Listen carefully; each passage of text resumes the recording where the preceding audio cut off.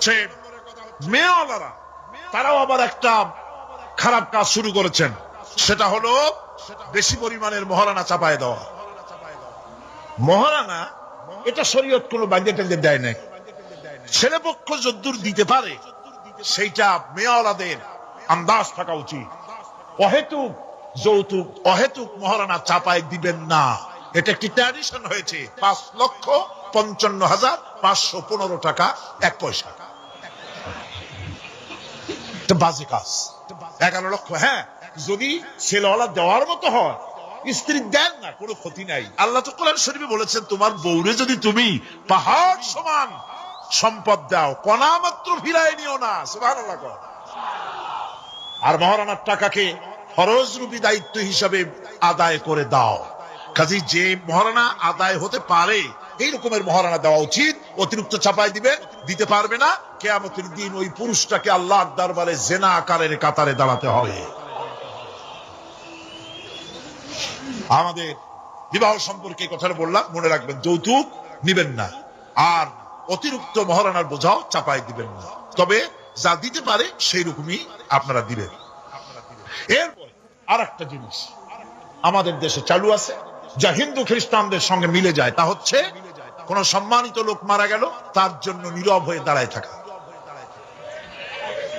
আমাদের পার্লামেন্টের একজন সদস্য মারা গেলেন, সংসদে প্রস্তাব উঠলো 1 মিনিট নীরব হয়ে দাঁড়ায় থাকে।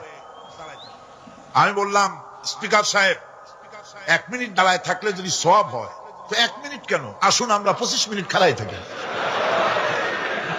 আর যদি কোনো সওয়াবই না হয়, তাহলে এই প্রহসন কেন? আমরা তো আমাদের মা বাপের কবরের কাছে গিয়া কোনোদিন ভূতের মতো খাড়াই থাকি না, সেখানে তো অবশ্যই আমরা দোয়া দুরূদ পড়ি, ঠিক কিনা? বললাম, স্পিকার সাহেব, আমার মাহফিল যদি হতো তা আমি বলতাম সূরা ফাতিহা পড়েন, ইখলাস পড়েন, দরুদ শরীফ পড়েন। এটা আপনার মাহফিল, এটার গার্ডিয়ান আপনি, এটার অভিভাবক আপনি। আপনি সকলকে বলেন সূরা ফাতিহা, সূরা ইখলাস পড়তে। মাননীয় সম্মানিত স্পিকার সাথে সাথে বললেন সকলকে, আপনারা ফাতিহা পড়েন, ইখলাস পড়েন, দরুদ শরীফ পড়েন। আলহামদুলিল্লাহ, বলেন আলহামদুলিল্লাহ। আমরা চেষ্টা করছি সংসদের ভেতরে একটা গুণগত পরিবর্তন আনার জন্য। আল্লাহ যেন তৌফিক দেন, জনগণ আমিন। ভাইরা আমার, সুতরাং এই সমস্ত হচ্ছে খ্রিস্টান ইহুদিদের কাস্টমস, তাদের ট্র্যাডিশন। এর সাথে আমাদের কোনো সম্পর্ক নাই। হিন্দুরা, খ্রিস্টানেরা কেউ মরে গেলে পরে দাঁড়ায় থাকুক, শুয়ে থাকুক, যেমনি পারে তেমনি করুক, কিন্তু আমি তো মুসলমান, আমি কি? জোরে বলেন, আমরা কি? ইসলাম যা এলাউ করে না, আমরা তা করতে পারি না। এটা যেন আমাদের সকলের মনে থাকে, বন্ধুগণ। এরপরে আমি আরজ করতে চাই, আমি মোনাজাতের দিকে এগোচ্ছি। আমি বুঝতে পারছি মানুষের প্রচন্ড কষ্ট হচ্ছে, মা বোনদের, ভাইদের। এরপরে যে কথাটি আমি বলতে চাই সেটা হলো, বাংলাদেশ হচ্ছে ইসলামের ঘাঁটি, ইসলামের দুর্জয় ঘাঁটি। কেউ কেউ তো বলেন যে বাংলাদেশের ফাইল আল্লাহ নিজে ড্রিল করেন। আল্লাহ সব জায়গায় করেন, সবটাই আল্লাহর কাছে। এ কথা কেন বলে? আমি তার যুক্তি খুঁজে পেয়েছি। সে যুক্তি হলো এই জমিনে ইসলামের বিরুদ্ধে, আল্লাহর বিরুদ্ধে, আলেমদের বিরুদ্ধে, পীরদের বিরুদ্ধে কেউ বেয়াদবি করে জমিনের উপরে কল্লা দেহের সাথে রাখতে পারে না। কথা ঠিক কিনা? সুতরাং বেয়াদবি করা সাহস কারো সিনার ভিতরে যেন না আসে। আমাদের এই দেশে আল্লাহর দ্বীন কায়েম করতে হবে, জমিন আল্লাহ। আমি জিজ্ঞেস করতে চাই, এই লক্ষ লক্ষ জনতার কাছে জমিন কার? আমি খুশি হইতে পারলাম না। আপনারা আল্লাহর নামটা কি জোরে নিছিলেন? গায়ে যত শক্তি আছে ওই শক্তি দিয়ে আল্লাহর নামটা নিছিলেন? যদি না নিয়ে থাকেন, সবটা শক্তি নিয়ে আপনারা বলেন জমিন কার? আরো জোরে বলতে হবে, জমিন কার? আকাশ কার? বাতাস কার? এ মানব গোষ্ঠী কার? আইন চলবে কার? সুতরাং আল্লাহর আইনের উল্টা ধর্ম নিরপেক্ষতাবাদ, জাতীয়তাবাদ, পুঁজিবাদ, সমাজতন্ত্র মানি না, মানি না, মানি না।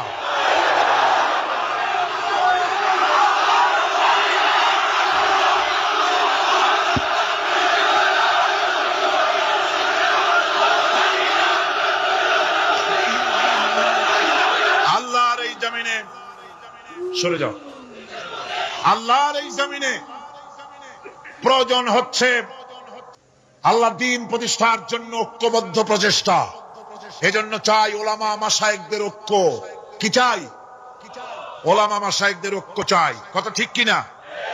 কিন্তু আমাদের দেশের এক শ্রেণীর ওলামা আছেন, তাদের প্রতি সম্পূর্ণ শ্রদ্ধা জানিয়ে বলছি, ওনারা বুঝতে পারেন না, ওনাদের অজান্তেই ওনাদেরকে নির্বাচনে খাড়া করে দেয় পয়সা দিয়া। হুজুর আপনার খরচ হবে না, যা লাগে দিয়ে দেব। আপনার মতো লোক যদি নির্বাচন না করে, আপনি যদি পার্লামেন্টে না যান, তো পার্লামেন্ট দিয়ে হবে কি? ওই হুজুর বোঝেন না যে আমি পার্লামেন্টে যাই করবো নাকি? ওখানে যাই কড়িকাঠ জানলার দরজা কয়টা গুনিয়ে গুলি দিতে পারবে না। ওনার জামানত বাজেয়াপ্ত হবে, উনি তা নিজেও জানেন। তারপরেও ইসলামী আন্দোলনের একটা লোক যদি ফেল করানো যায়, সেজন্যই সম্পূর্ণ ইখলাসের সাথে উনি দাঁড়ায় যান। আর এজন্য পার্শ্ববর্তী দেশ থেকে কিছু লোক আসেন, তারা এসে এদেশের মুসলমান এবং ওলামাদের মধ্যে অনৈক্য ঘটায় যান। তারা যত বড় আলেম হোক আর পীর নামের হোক, আমি তাদেরকে সাবধান হতে বলি। আপনার রাজনীতি আপনার দেশে করুন, আওলাদের রাসূলের নাম লাগাইয়া বাংলাদেশের রাজনীতিতে নাক গলাবেন না।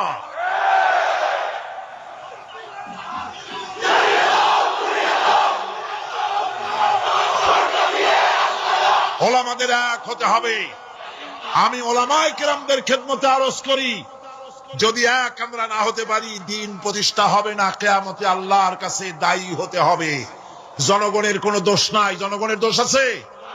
জনগণের দোষ আমি দেই না। বিশ্বাস করুন, যদি আল্লাহ না করুন এদেশে ইসলামী আদর্শ বাস্তবায়িত না হয়, ইসলামী স্টেট কায়েম না হয়, তাহলে কিয়ামতের দিন আলেম ওলামা পীরেরা জনগণের চাইতে সবচাইতে বড় আসামি হবে কিয়ামতে।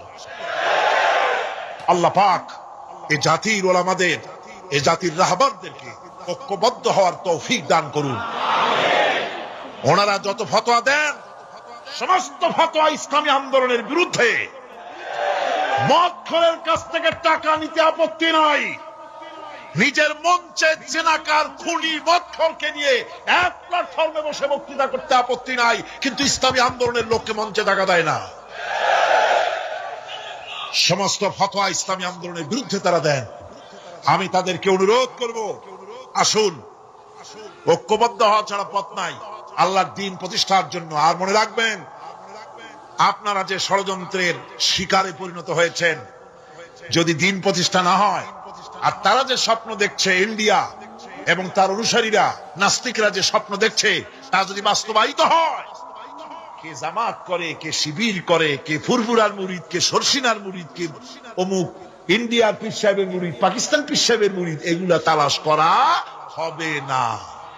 হবে? ওই যে রাশিয়া এসে ঢুকছিল কোথায়? আফগানিস্তানে। সেইখানে সব আলেম ওলামারা জঙ্গলে যাইয়া এক হইল।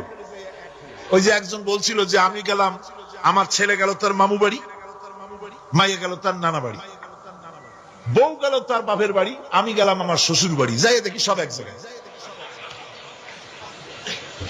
এই লোকগুলি আলেম ওলামা পীর বুজুর্গ সব গিয়া পাহাড়ের মধ্যে এক জায়গায় হয়েছে। হায় হায়, সুন্নি, কড়া সুন্নি, গোলাপি সুন্নি, ওহাবি, ঠান্ডা সুন্নি, তারপরে দেওবন্দি, সব এক জায়গায়। হায় হায়, কি সর্বনাশ করলাম। যদি ঐক্য থাকতাম, তাহলে কে আলাসি আমাদের উপরে হামলা হতে পারতো, করতে পারতো?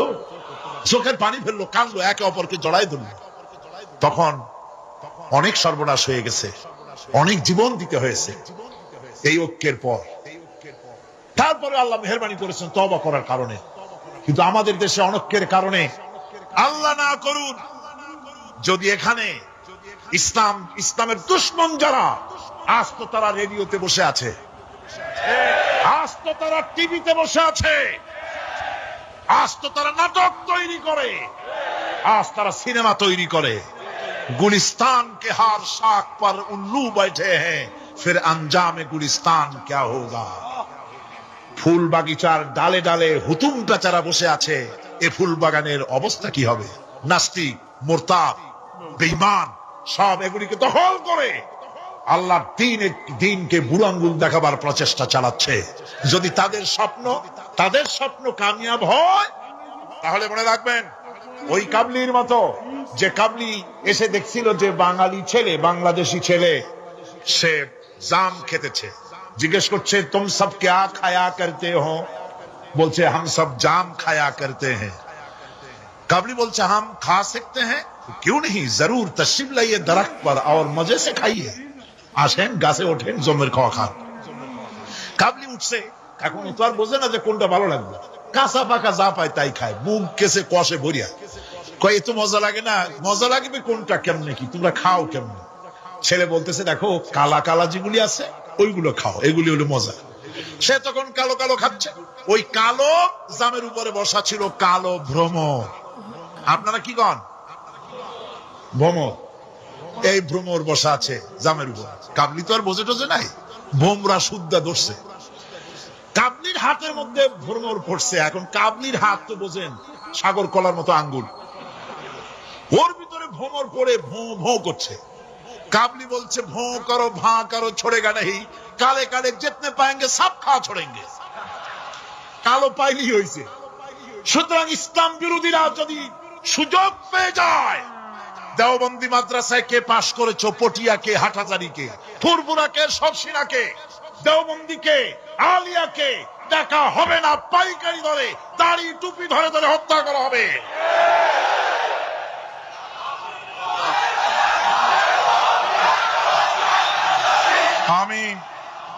আমি অত্যন্ত বিনীতভাবে চট্টগ্রামের তাফসীরের কোরআন মাহফিলের পক্ষ থেকে গোটা দেশবাসীকে আহ্বান জানাই, আলেম ওলামাদের প্রতি বলি, আপনাদের পায়ে ধরি, ওলামা হাজারাত, পীর সাহেব কেবলারা আপনাদের পায়ে ধরি, আল্লাহর রাস্তায় ঐক্যবদ্ধ হন, ইসলামী আন্দোলনের বিরুদ্ধে ফতোয়া দিবেন না। আন্দাজে কথা কইেন না। এই যুবকদের মধ্যে রক্ত হিন্দুর রক্ত নাই, সূর্য সেনের এক ফোঁটা রক্ত নাই, রবীন্দ্রনাথের রক্ত নাই, এ কোটি কোটি মুসলমান যুবকের ভেতরে রয়েছে শাহ মখদুম, শাহ আমানতের রক্ত, হাজী শরিয়তুল্লাহর রক্ত রয়েছে, হাজী নিসারউদ্দিনের রক্ত, তিতুমীরের রক্ত রয়েছে। সুতরাং এই মুসলমান যুবকদেরকে ইসলামের রাস্তা থেকে সরিয়ে দেওয়া যাবে না। যুবকদের বলি, আল্লাহর দ্বীন কায়েমের জন্য ঐক্যবদ্ধ হতে হবে। বাংলাদেশ আল্লাহর জমিন, কোরআনের আইন এখানে প্রতিষ্ঠার জন্য যুবকদের বলি, ইসলাম শেখো, কোরআন শেখো, চরিত্র বানাও। When character is lost, everything is lost. চরিত্রই যখন হারাবে, তখন তোমার কাছে হারাবার মতো আর কোনো জিনিস বাকি থাকবে না। চরিত্রকে বলবৎ রাখবে। চরিত্র হলো সবচাইতে মানুষ হওয়ার জন্য চরিত্র শ্রেষ্ঠ জিনিস। এই চরিত্রকে তোমরা হেফাজত করবে, 5 ওয়াক্ত নামাজ পড়বে, ওয়াকুনু মা'আস সাদিকিন, সত্যবাদীদের সাথে থাকবে। যারা ইসলামের আন্দোলন করে তাদের সাথী হও, তাদের কর্মী হও। আল্লাহ রাব্বুল আলামিন তোমাদেরকে যুগের খালিদ বিন ওলীদ আল্লাহ বানায় দিবেন। আমি তো বিশ্বাস করি এই যুবকদের হাতে ইসলামের পতাকা উড়বে বাংলাদেশে ইনশাআল্লাহ।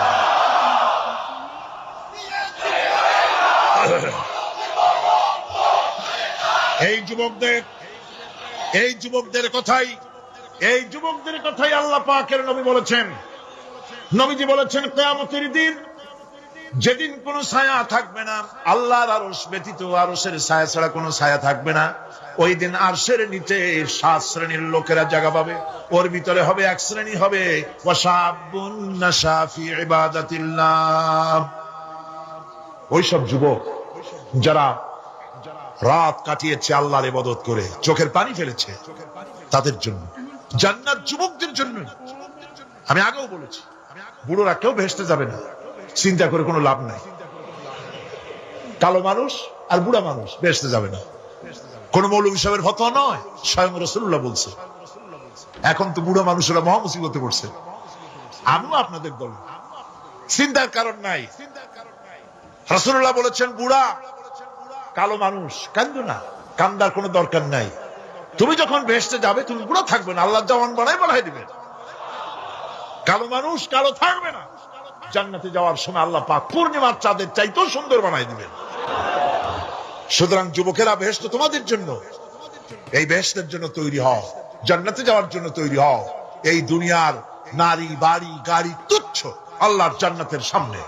সাহাবায়ে কেরাম জীবন দিতে জীবন দিয়েছেন জান্নাতের আশায়। সেই জান্নাতের আশা, জাহান্নামের ভয় আর জান্নাতে যাওয়ার লোভ প্রত্যেকটি যুবকের রক্তের ফোঁটায় ফোঁটায় আল্লাহ ঢুকায় দিক। যুবতী মেয়েদেরকে বলবো, ছাত্রী যারা এসেছেন মহিলাদের মধ্যে, এদেশে ইসলামী ছাত্রী সংস্থা নামে একটি সংস্থা আছে। মেয়েদেরকে দিন শিখায় তারা। যেখানে মেয়েরা তাদের সতীত্ব বজায় রাখতে পারে না, দিন শিখতে পারে না, সেখানে কলেজে, বিশ্ববিদ্যালয়, হাই স্কুলে ইসলামী ছাত্রী সংস্থা একটা নিয়ামত। আলহামদুলিল্লাহ। সব ভাইদেরকে আর মায়েদেরকে বলবো, আপনারা আপনাদের মেয়েদেরকে ছাত্রী সংস্থার সাথে দিন শেখার জন্য, ইমান শেখার জন্য, চরিত্র শেখার জন্য আপনি তাকে দিয়ে দেন। 1 বছর 6 মাস পরে ওই মেয়েকে দেখলে আপনার চোখ ঠান্ডা হয়ে যাবে। আলহামদুলিল্লাহ, দিনদার হবে, নামাজি হবে, পরেজগার হবে। এরপরে যুবকদের কথা বললাম, যুবতী মেয়েদের কথা বললাম। এখন বলবো আমি সরকারি অফিসারদের কথা। সরকারি অফিসার যারা, প্রশাসনিক দায়িত্বশীল যারা, তারা হচ্ছেন আমাদের সবচেয়ে নিকটতম লোক। তারা জনগণের খেদমত করছেন। আলহামদুলিল্লাহ কর, সকলে কোন আলহামদুলিল্লাহ। আমি দোয়া করি তাফসীরের মাহফিলের পক্ষ থেকে সরকারি অফিসার যারা, ম্যাজিস্ট্রেট আছেন, জজ আছেন, ডিসি আছেন, এনডিসি আছেন, এডিসি আছেন, টিএনও আছেন, সর্বস্তরের সচিব থেকে শুরু করে দারোগা পর্যন্ত সর্বস্তরের প্রশাসনিক দায়িত্বশীল ব্যক্তিবর্গকে আল্লাহ রাব্বুল আলামিন ঈমানী যোগ্যতার সাথে সরকারি দায়িত্ব পালনের তৌফিক দিন। তবে একটা কথা বলবো, আপনি যে দায়িত্বে আছেন, আপনি সরকারকে খুশি করার জন্য অবৈধ কাজে লিপ্ত হবেন না। আপনার বিবেক যদি বাধা দেয়, বিবেককে ফাঁকি দিয়ে অন্যায় কাজে হাত দিবেন না। এক শ্রেণীর লোক আছে, যে সরকার আছে সেই সরকার কি বলে, আপনার জন্য আমরা তো অপেক্ষা করতেছিলাম। এরা হলো বীরবলের মতো। সম্রাট আকবরের নাম মনে আছেন আপনাদের?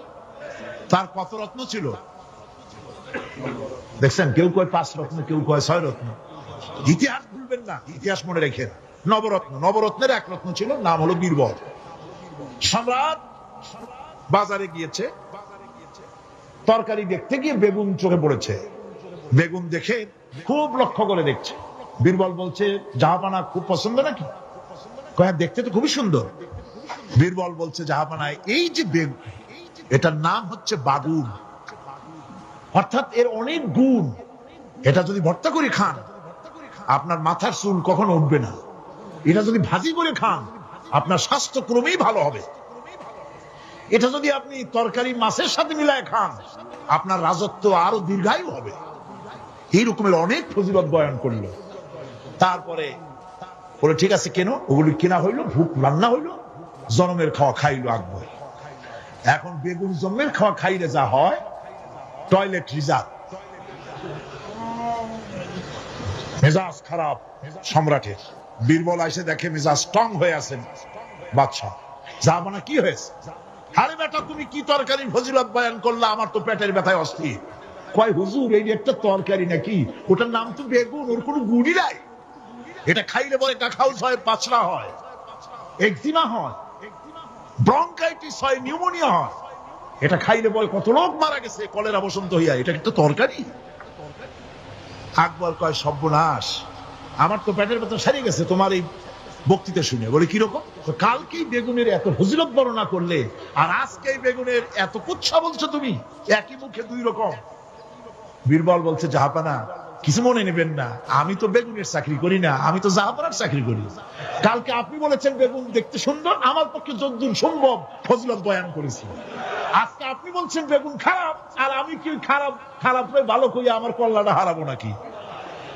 আমার দেশের সচিব থেকে শুরু করে সর্বস্তরের অফিসারদের বলবো, সরকারকে ক্ষতি করার জন্য ইসলামের বিরুদ্ধে পদক্ষেপ নেবেন না,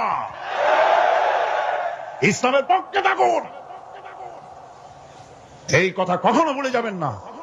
আল্লাহ রাব্বুল আলামিন আপনাদেরকে সিংহের মতো, আপনাদেরকে ব্যাঘ্রের মতো ঈমানি মজবুতির সঙ্গে, ঈমানের দায়িত্বের সাথে সরকারি দায়িত্ব পালনের তৌফিক আমার আল্লাহ যেন দান করেন, দোয়া করি। এরপরে বলবো আমার মা বোনদের কথা, যারা কষ্ট করে এসেছেন।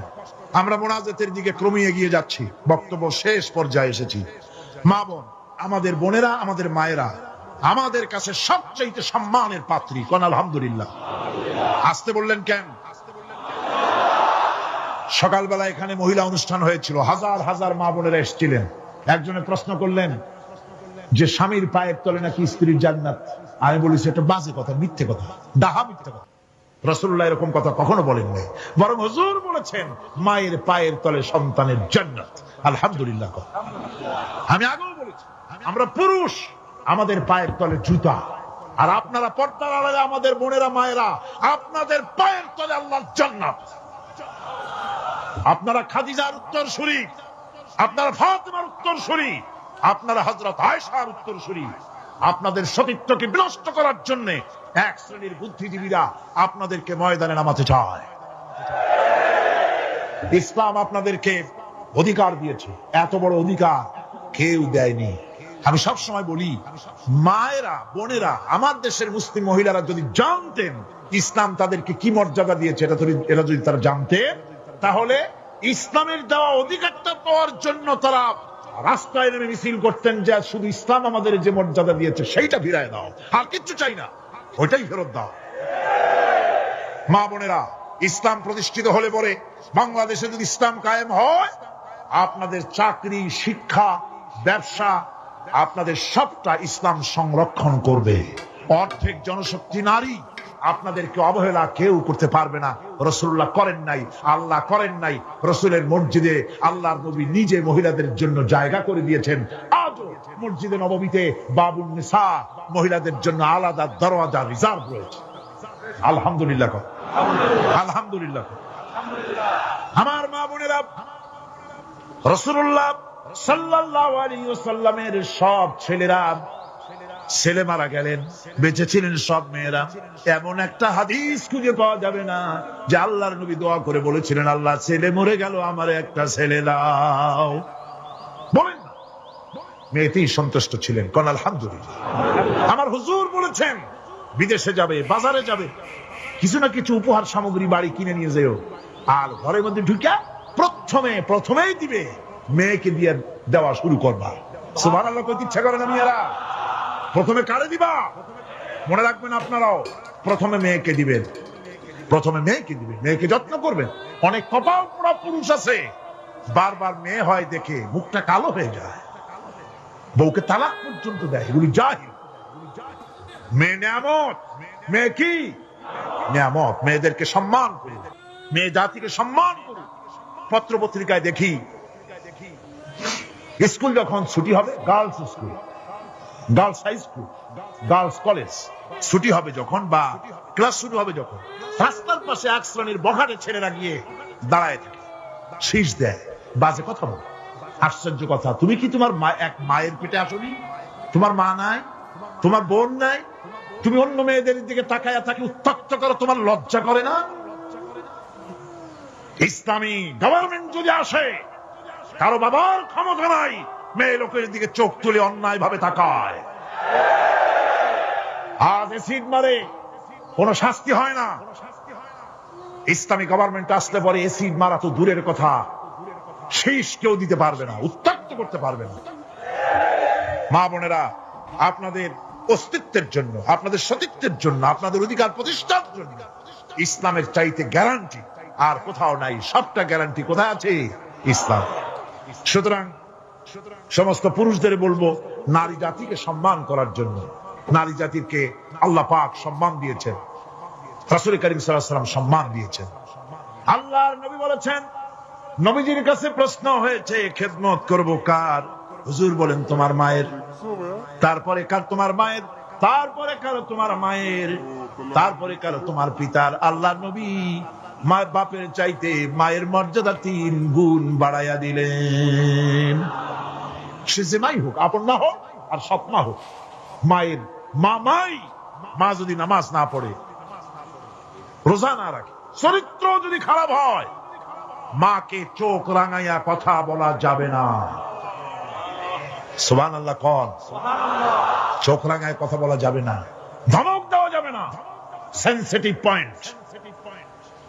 বুখারী শরীফের হাদিস, মা বাপ খুশি আল্লাহ খুশি, মা বাপ নারাজ আল্লাহ নারাজ।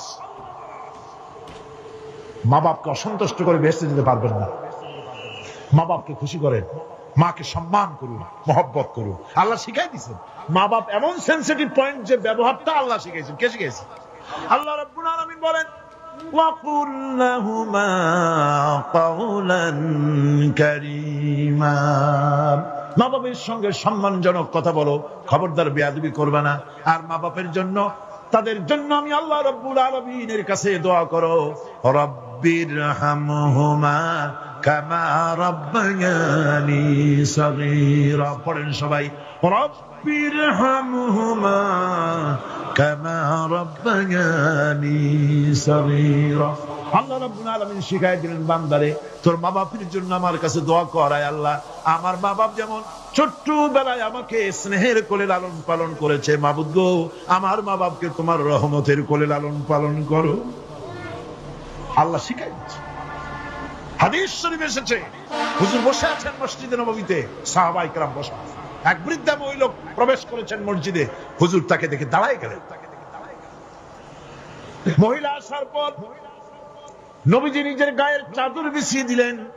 মহিলা চলে যাওয়ার পর সাহাবায়ে কেরাম জিজ্ঞেস করলেন, হুজুর, একজন সাধারণ মেয়ে লোকের জন্য হুজুর নিজের চাদর বিছাইলেন, বুঝলাম না ফজিলত কি, চিনলাম না মেয়ে লোকটাকে। হুজুর বলেন, সাহাবীরা, চাদর তো ভালো, হক তো আদায় করতে পারি নাই, চিনতে পারো নাই, তোমরা বুঝতে পারো নাই। আমি দুনিয়া আসার পর আমার মায়ের দুধ আমার কিসমতে তেমন হয় নাই, আমি আমার মায়ের যত্ন তেমন পাই নাই, স্নেহ আদর তেমন পাই নাই। যার বুকের দুধ খাইয়া, যার কোলে কাখে চড়ে আমি বড় হয়েছি, ইনি আমার সেই দুধ মা হযরতে হালিমাতুস সাদিয়া। বন্ধুরা, মা যদি বেঁচে থাকে, রাত্রে বাড়ি গিয়ে পায়ে ধরুন, বলেন, মা, অন্যায় করেছি, জীবনে বহু বেয়াদবি করেছি, আমার মাফ করে দাও। বিশ্বাস করুন, মা বাপের যদি খেদমত করেন, মা বাপ যদি রাজি থাকে, রিজকে, খাদ্যে, টাকায়, ইজ্জতে জীবনেও কষ্ট হবে না। মা বাপের খেদমত করুন, মা বাপকে ভালোবাসুন, শ্রদ্ধা করুন। আমার মায়ের, আমার বোনের, আপনারা যারা আসছেন, আপনারা আমাদের সম্মানের পাত্রী। ইসলাম আপনাদের কত অধিকার দিয়েছে প্রতি বছর বলেছি, আজ আর লম্বা কথা বলতে চাই না, শুধু বলি, পর্দায় থাকুন, পর্দায় থাকুন, আপনার সম্মান আপনি রক্ষা করুন, পর্দায় চলাফেরা করুন, সন্তানদেরকে মানুষ করুন, তাদেরকে ইসলামী রাস্তায় চালান। মা বোনদের ব্যাপারে এই আরজ করছি, ঘরে ঘরে ইসলামের দুর্গ বানান। আপনার সন্তানদেরকে ইসলামের রাস্তায় আনেন, স্বামীকে নামাজি বানান, চরিত্রবান বানান, দিনদার বানান। এরপরে সব শেষে দেশের আইনজীবী, সাহিত্যিক, বুদ্ধিজীবী, সাংবাদিক, তাদের ব্যাপারে বলতে চাই, আপনারা জাতির বিবেক, আপনারা জাতির জন্য অনেক কিছু করতে পারেন। সাহিত্যিকরা, কবিরা, বুদ্ধিজীবীরা, সাংবাদিকরা অনেক অবদান রাখতে পারেন। আপনার একটা বেকায়দার খবর দেশের মধ্যে চাঞ্চল্যের সৃষ্টি করে দিতে পারে, আবার একটা ভালো খবর দেশের মধ্যে আমন আমান পয়দা করে দিতে পারে। ঠিক কিনা? ঠিক কিনা? সুতরাং সাংবাদিক বৃন্দ, আপনারা সম্মানের পাত্র, আপনারা নিজেদের সম্মানকে রক্ষা করে চলবেন। হলুদ সাংবাদিকতার পেছনে দৌড়াবেন না। প্রত্যেকটি কথা এবং কাজের জন্য আল্লাহর কাছে জবাবদিহি করতে হবে, এ কথা যেন সাংবাদিকদের মনে থাকে। আল্লাহকে ভয় করুন, আল্লাহকে ভয় করুন, আল্লাহকে ভয় করে সাংবাদিকতার মহান পেশায় নিয়োজিত থাকুন। হক কথা লিখবেন, জীবনের বিনিময় হক কথা বলবেনই। তার মুসলমান সন্তান সন্ততি, ছেলে মেয়ে তৈরি করে যান, তাদেরকে দিনদার বানান, নামাজি বানান, চরিত্রবান বানান। আল্লাহ পাক যেন সকলকে তৌফিক দেন। শেষে একটা ওয়াদা করতে চাই, আপনাদের কাছে একটা দাবি করতে চাই। আমার দাবি তো আপনারা মনে হয় ফেলবেন না, ফেলবেন নাকি? আপনাদের জানা আছে অযৌক্তিক দাবি আমি করব। সে দাবিটা হচ্ছে, বহুত মুসলমান আছে শবে বরাতে সারা রাত জাগে, কিন্তু ফজরের নামাজ পড়ে না। আছে কিনা? আজকের মাহফিলে দোয়া কবুল হবে আশা করে অনেক বেনামাজিও আসছেন, নামাজ পড়েন না। 5 ওয়াক্ত নামাজকে সঠিকভাবে পড়তে হবে, রাজি আছেন? নামাজের ব্যাপারে গত বছর প্রায় 2 ঘন্টা ওয়াজ করেছিলাম, মনে আছে না? মনে না থাকলে ক্যাসেট আবার কিনে নেবেন, আবার কিনবেন, আবার শুনবেন। যেহেতু আমি কথা নিজের থেকে বলি না, কোরআনে কারীম থেকে বলার চেষ্টা করি। আমি আজ তো ওয়াদা চাই, মুনাজাতের আগে জীবনে কোনোদিন ফরজ নামাজ, ফরজ রোজা, শরীয়তের ওজর ছাড়া ছাড়বো না। ওয়াদা করতে পারবেন? দুই হাত উঁচু করেন। মা বোনেরা আপনারাও আপনাদের পর্দার ভিতরে হাত উঁচু করে বলেন, ইয়া আল্লাহ। সকলে বলতে হবে, ইয়া আল্লাহ, তোমার নামে কসম করছি, যতদিন আমার মাথার কাছে মালাকুল মউত না আসতেছে ততদিন পর্যন্ত ফরজ নামাজ, ফরজ রোজা, শরীয়তের ওজর ছাড়া ছেড়ে দেব না। ইয়া আল্লাহ, আমার এই শপথ মৃত্যু পর্যন্ত পালন করার তৌফিক আমাকে দান করো। আমিন ইয়া রাব্বাল আলামিন। আমরা শুরু করছি সূরা ফাতিহা। অভিনন্দন পত্র দিচ্ছি, কারে দিচ্ছি?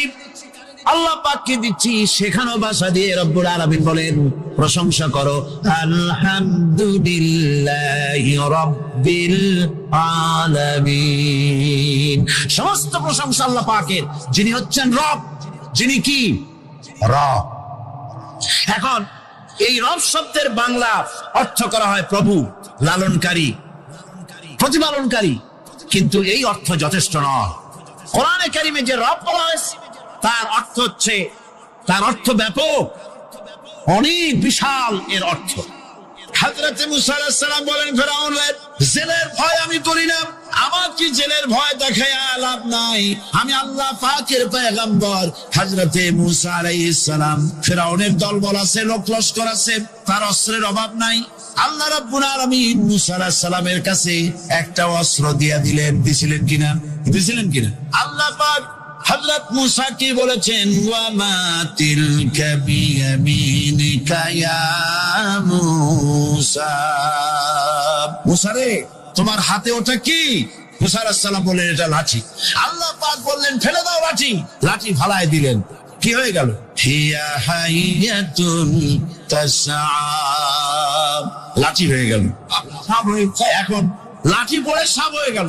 সাপ দেখে নবী বলি হোক, সাহাবী হোক আর আলেম হোক, সাপ দেখলে ভয় করে না মানুষের? মুসা আলাইহিস সালাম ভয় পেয়েছে। আল্লাহ রাব্বুল আলামিন হযরত মুসাকে শোনায় দিলেন, খুযহা ওয়া লা তাখাফ সানুঈদুহা সিরাতাহাল উলা। লা তাখাফ, ভয় পেও না। আল্লাহ বলছেন ধরো, ভয় পেও না। ধরার সঙ্গে সঙ্গে স্বাভাবিক অবস্থায় ফিরে আসবে, আবার লাঠি হয়ে যাবে। এখন আল্লাহ বলছেন ধরো। মুসা আলাইহিস সালাম কি ভয় পাওয়া উচিত হবে? উচিত হবে। মুসা আলাইহিস সালাম কি ভয় পাইছিলেন? কারণ হচ্ছে এই দুশমনের শক্তিটা খুব বড়ই দেখা যায়, মনে হয় যেন অনেক বড়, কি জানি কি। আল্লাহ পাক বলছেন, ইন্না কাইদাশ শায়তানে কানা দাঈফা। শয়তানের চক্রান্ত যতই তুমি মনে করো অনেক ষড়যন্ত্রের জাল বিস্তার হয়ে আছে, আল্লাহ কয় কিছুই না, দাঈফা, অত্যন্ত দুর্বল। আল্লাহ পাক বললেন ধরো। মুসা আলাইহিস সালাম সাপ ধরলেন, সঙ্গে সঙ্গে লাঠি হয়ে গেল। ফেরাউন বরদাস্ত করলো না, রাষ্ট্র শক্তির পক্ষ থেকে আক্রমণ শুরু হলো। অপরাধ কি? মুসা আলাইহিস সালামের অপরাধ কি? কি অপরাধ? মাশাআল্লাহ, বুঝতে পেরেছেন। অপরাধ হচ্ছে তিনি বলেছেন লা ইলাহা, জোরে বলেন লা ইলাহা ইল্লাল্লাহ। তো আমি বলবো, আল্লাহ রাব্বুল আলামিন কোরআনে কারীমের মধ্যে বলেছেন, আল্লাহু লা ইলাহা ইল্লা হুয়াল হাইয়ুল কাইয়্যুম। কোন সূরা আছে? কোন আয়াতে? আয়াতুল কুরসি। পড়তে ইচ্ছা করে না? পড়েন আমার সাথে। আল্লাহু লা ইলাহা ইল্লা হুয়াল হাইয়ুল কাইয়্যুম। আল্লাহ হচ্ছেন তিনি, যিনি ছাড়া কোনো উপাস্য নাই, কোন ইলাহা নাই, কোন মাবুদ নাই যিনি ছাড়া, আর কোন ইবাদতের মালিক নাই। আর যিনি হচ্ছেন সদা জাগ্রত, চিরঞ্জীব, সার্বভৌমত্বের একচ্ছত্র মালিক, যিনি সদা জাগ্রত, চিরঞ্জীব, তিনি হচ্ছেন আল্লাহ। এখন কেউ যদি বলেন আল্লাহ অক্ষর কি, এক একটা অক্ষর বাদ দিয়া আল্লাহরে চিনায় দেন, তাও চিনানো যাবে। আল্লাহর প্রথম অক্ষর যদি বাদ দেন, কি থাকবে? কোরআনে কারীম বলছে তা দিয়েও বোঝা যাবে। লিল্লাহি মা ফিস সামাওয়াতি ওয়া মা ফিল আরদ।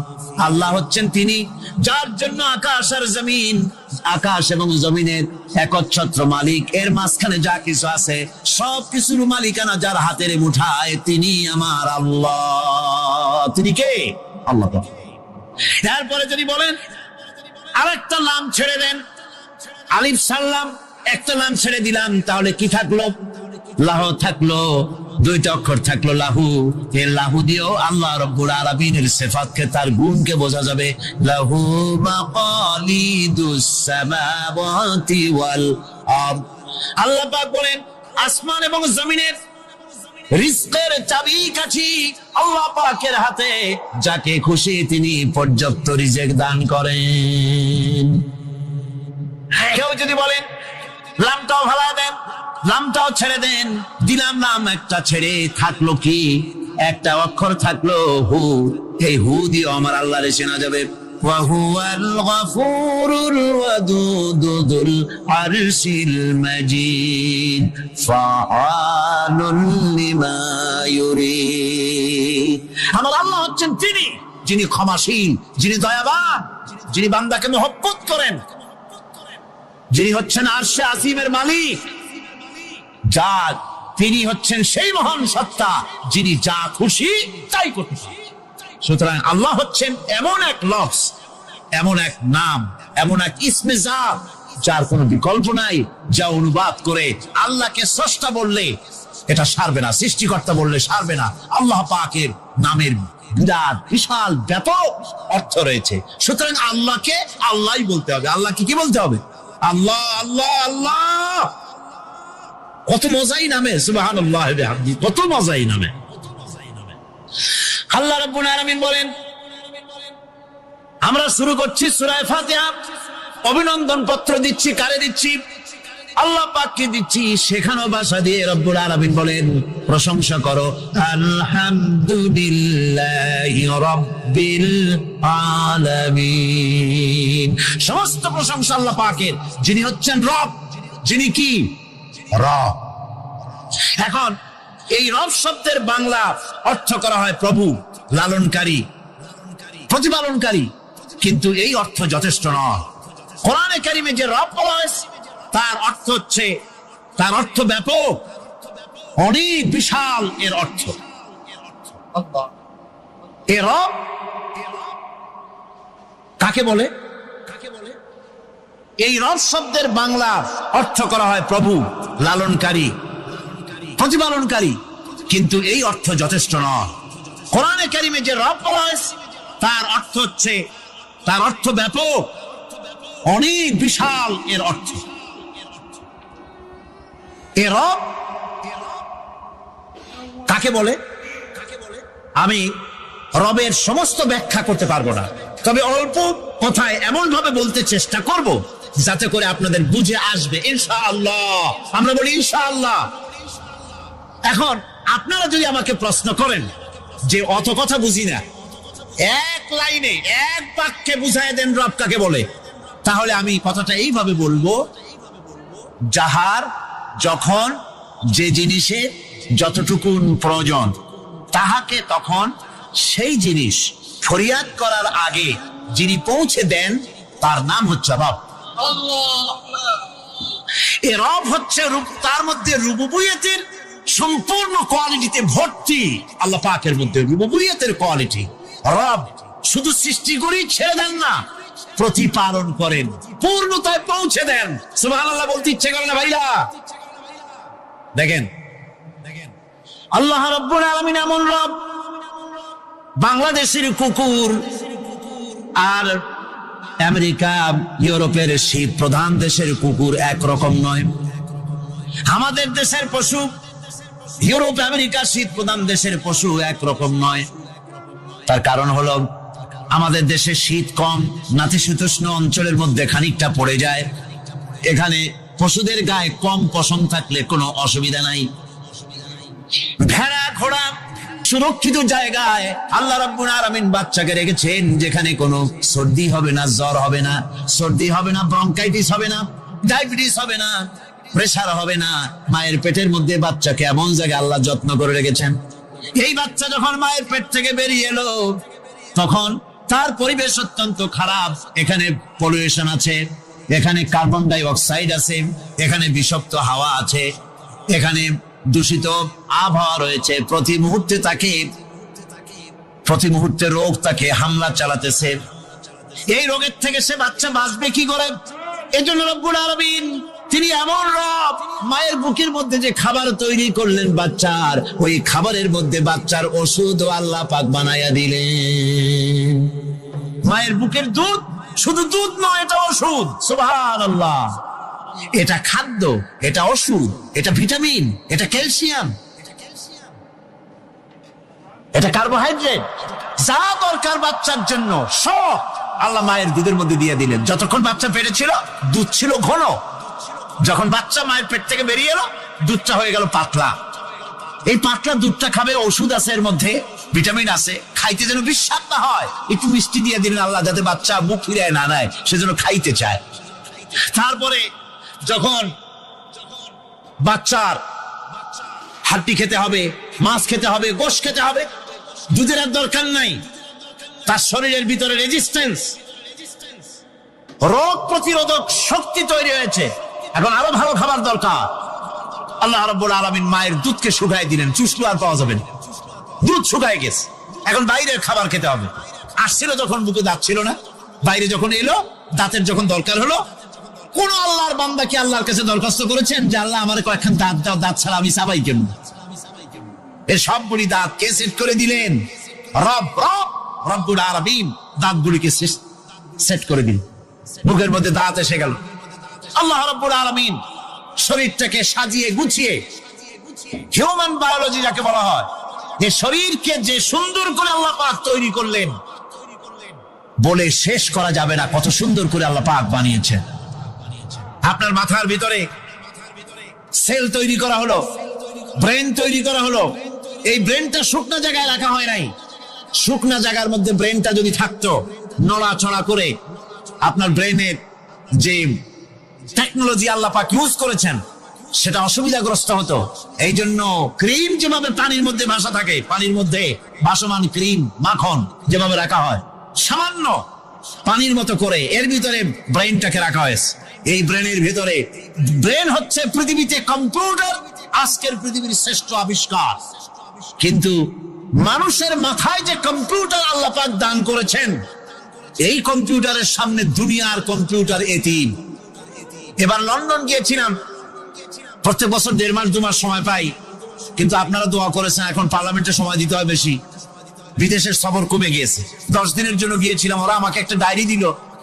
সেই ডায়েরিটার ভিতরে ডিজিটাল ডায়েরি, এই ডায়েরির মধ্যে তারা বলল যে এরকম, এই যে কাগজটা আপনারা দেখতে পাচ্ছেন, এই রকমের কাগজের 10 লক্ষ পাতা লিখতে যত কাগজ লাগে, এরকমের 10 লক্ষ পাতার লেখা ছোট্ট এই ডায়েরিটার মধ্যে ঢুকাই দেওয়া যায়। 10,000 টেলিফোন নাম্বারের মেমোরিতে তুলে দেওয়া যায়। এটা হচ্ছে লেটেস্ট আবিষ্কার। কিন্তু আল্লাহ পাক মানুষের যে ব্রেনটা তৈরি করলেন, পৃথিবীতে যা আছে এ সব কিছু একটা মানুষের ব্রেনের মধ্যে, সমস্ত তথ্য, সমস্ত ফ্যাক্টস মানুষের মেমোরির ভিতরে ঢুকাবার পরেও আরো লক্ষ লক্ষ জায়গা বাকি থেকে যাবে, শূন্য থেকে যাবে, যা পূরণ হওয়ার নয়। এত বিশাল মেমোরি আল্লাহ পাক তার মানুষের মাথার মধ্যে তৈরি করে দিয়েছেন। সুবহানাল্লাহ বিহামদি। দেখুন অবস্থাটা কি। আল্লাহ তার মানুষকে কিভাবে, রব কাকে বলে, রব কারে বলে, সুবহানাল্লাহ বিহামদি। চোখের সামনে রাস্তা দিয়ে চলতে গিয়ে চোখের সামনে সাপ দেখলেন, চোখ দেখার কাজ করেছে। চোখ কি করেছে? দেখার কাজ করেছে। এখন কি করবেন? চোখ কিন্তু দেখে বসে থাকে নাই, চোখ দেখা মাত্রই ট্রান্সমিট করেছে ব্রেনকে। ব্রেন সাথে সাথে অ্যাকশন নিতে বলেছে হাতকে আর পাওকে। হাতে লাঠি থাকলে পিটাও, লাঠি না থাকলে পাকে বলেছে দৌড় মারো। এই যে সাপ দেখলো, চোখ এটাকে পাঠাই দিল ব্রেনকে, ব্রেন পাঠাই দিল অ্যাকশনে হাতে আর পায়ে। এতে কিন্তু 1 সেকেন্ড সময় লাগে নাই। 1 সেকেন্ডের কয়েক লক্ষ ভাগের 1 ভাগের ভিতরেই মানুষ অ্যাকশনে এসে গিয়েছে। সুবহানাল্লাহ। এর নাম হচ্ছে রব। এর নাম কি? তার অফুরন্ত সৃষ্টি মানুষের হার্ট তৈরি করেছেন, চোখ তৈরি করেছেন। চোখে কিন্তু আমরা নেগেটিভ দেখি, চোখে আমরা কি দেখি? নেগেটিভ দেখি। এই নেগেটিভটা চোখ ক্যাচ করে ব্রেনের ভিতর থেকে পজিটিভ হয়ে কে বের করে দেয়? সুবহানাল্লাহ বিহামদি। কানে অসংখ্য শব্দ শুনি, কিন্তু কোন শব্দ তো জড়ায় যায় না। অসংখ্য শব্দ আমরা শুনি, যেমন রেডিও ঘুরাচ্ছেন, 9 ব্যান্ড রেডিও অথবা এর থেকেও বেশি ব্যান্ডওয়ালা রেডিও। আপনি যখন ঘুরাচ্ছেন কোন সেন্টার ধরার জন্য, অনেক সময় 4-5টা সেন্টার জড়ায় যায় না? জড়ায় কিনা? 4-5টা সেন্টার জড়ায় যায়, সর্বনাশ হয়ে যায়, কোনটা থেকে কোনটা শুনবে। তো এইরকম করে আপনার কানের ভিতরে শব্দগুলি সব জড়াইয়া পাকাইয়া আপনার কানের মধ্যে একটা বিশ্রী আওয়াজ সৃষ্টি করে দিতে পারত। কে স্তরে স্তরে শব্দগুলিকে শোনার ব্যবস্থা করেছে? আপনার জিহ্বার ভিতরে হাজারো রকমের স্বাদ গ্রহণ করার জন্য একটা জিহ্বায় এতগুলি টেস্ট নেওয়ার ক্ষমতা কে তৈরি করে দিলেন? আল্লাহ রাব্বুল আলামিন সুবহানাল্লাহ বিহামদি। তিনি হচ্ছেন রব, যিনি মানুষের প্রতিপালন সৃষ্টি করেন এবং প্রতিপালন করেন, এমনি ছেড়ে দেন। এরপরে মানুষের সব প্রয়োজন তিনি মিটিয়েছেন। মানুষের জীবন ধারণের জন্য সব থেকে বড় প্রয়োজন পানি। সবচেয়ে বড় প্রয়োজন কি? পানি। জোরে কোন কি? পানি। জীবনের জন্য পানি এবং আর্দ্রতা, এই দুটি জিনিস অপরিহার্য, এছাড়া জীবন বাঁচবে না। আমরা দেখতে পাই সমুদ্র ভরা পানি মজুদ আছে, লক্ষ্য করেন, সমুদ্র ভরা পানি মজুদ আছে, নদী খাল বিল ভরা পানি মজুদ আছে, কিন্তু এটাই তো যথেষ্ট নয়। রব হচ্ছেন তিনি, যিনি এই বিশাল বিশাল পানির মজুদ থেকে বাতাসকে যিনি বলেন, যিনি প্রতিনিয়ত বাষ্পীয় আকারে পানিগুলিকে সমুদ্র থেকে উত্থিত করেন, পানিগুলিকে উত্থিত করেন মহাকাশী। আল্লাহ পাক বলেন, আল্লাহুল্লাযী আরসালার রিয়াহা ফাতুসিরু সাহাবা। বাষ্প হয়ে পানিগুলি আকাশে উত্থিত হয় এবং মহাকাশে যাওয়ার পর এই পানিগুলি, লবণাক্ত পানিগুলি আল্লাহর মেশিনে সেগুলি মিষ্টি হয়ে যায়। জোরে কোন সুবহানাল্লাহ। পানিগুলি মিষ্টি হয়ে গেল, ওই মিষ্টি পানি আল্লাহ রাব্বুল আলামিন নাজিল করে দিলেন। এবার বৃষ্টি কণা কণা হয়ে পড়লো, ফোঁটা ফোঁটা বৃষ্টি। আল্লাহ খুঁজে দেখলেন বৃষ্টির ফোঁটাগুলি পৃথিবীর প্রতিটি কণা তালাশ করে তৃষ্ণার্ত কণাগুলিকে আল্লাহ পাক ভিজাই দিলেন। সেই জন্য তার নাম হলো রব। তিনি হচ্ছেন রব, প্রয়োজন মিটান। পানি সবচেয়ে প্রয়োজন বেশি, সেই পানি আল্লাহ পাক এভাবে সরবরাহ করলেন। জমিনের চারিদিকে নদী নালা রেখেছেন, জমিনকে আর্দ্র করেছেন, জমিনের ভিতরের পানি মিষ্টি করেছেন। টিউবওয়েল মারলে পরে, পাম্প করলে পরে ভিতর থেকে মিঠা পানি আল্লাহ পাক বের করে দেন। সুবহানাল্লাহ। এই মিষ্টি পানির ব্যবস্থা করেছেন। এরপরে তিনি ওই আল্লাহ পাক মিষ্টি পানির ব্যবস্থা করে বৃষ্টির মাধ্যমে পৃথিবীতে ফসল উৎপাদনের ব্যবস্থা করে দিলেন। পাক কোরআনে কারীমের মধ্যে বলেছেন, ওয়াজআলনা মিনাল মাই কুল্লা শাইইন হাই। পানি দ্বারাই আমি সব বস্তুকে সজীব রাখি। বৈশিষ্ট্যের দিক থেকে পানির রয়েছে অনেক গুণ, আশ্চর্য গুণ। পৃথিবীর 75% হচ্ছে পানি। আকাশ থেকে অর্থাৎ চাঁদ থেকে যখন চাঁদে ভ্রমণকারীরা যখন ছবি তুলেছে, তো সেই ছবিতে ব্লু রং এসেছে বেশি, সবুজ এসেছে কম। সবুজ হলো গাছপালা, আর ব্লু হচ্ছে পানি। সমুদ্রের পানির রং হচ্ছে নীল। মানুষের শরীরের ভিতরে 60% পানি, গাছের মধ্যে রয়েছে পানি। পানি ছাড়া পৃথিবীর বাঁচার কোনো পথ নাই। আবার দেখেন, প্রচন্ড শীতের কারণে, ঠান্ডার কারণে যেসব এলাকায় তাপমাত্রা হিমাঙ্কের নিচে এসে যায়, সেই সব দেশে সমুদ্রের পানি আর দরিয়ার পানিগুলি বরফ হয়ে যায়। এই বরফ যখন রুবুবিয়তের নমুনা। আমার ভাইয়েরা, আল্লাহ রাব্বুল আলামিন পানি দিলেন, বাতাস দিলেন, খাদ্যের ব্যবস্থা করে দিলেন। শস্য শ্যামল এলাকায় আল্লাহ পাক সব জায়গাগুলিতে শস্য শ্যামল হোক অথবা উষর ধূসর মরুভূমি হোক, সারা পৃথিবী জুড়ে আল্লাহ রাব্বুল আলামিন খাবারের দস্তরখান বিছায় রেখেছেন। ওয়ামা মিন দাব্বাতিন ফিল আরদি ইল্লা আলাল্লাহি রিজকুহা। এই পৃথিবীর বুকে এমন কোন বিচরণশীল জীব নাই যেই জীবের রিজকের দায়িত্ব আমি আল্লাহ আমার নিজ হাতে গ্রহণ করি নাই। জোরে বলেন সুবহানাল্লাহ।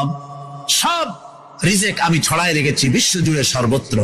আল্লাহ পাক বলছেন فَلْيَنْظُرِ الْإِنسَانُ إِلَى طَعَامِهِ أَنَّا صَبَبْنَا الْمَاءَ صَبًّا ثُمَّ شَقَقْنَا الْأَرْضَ شَقًّا فَأَنبَتْنَا فِيهَا حَبًّا।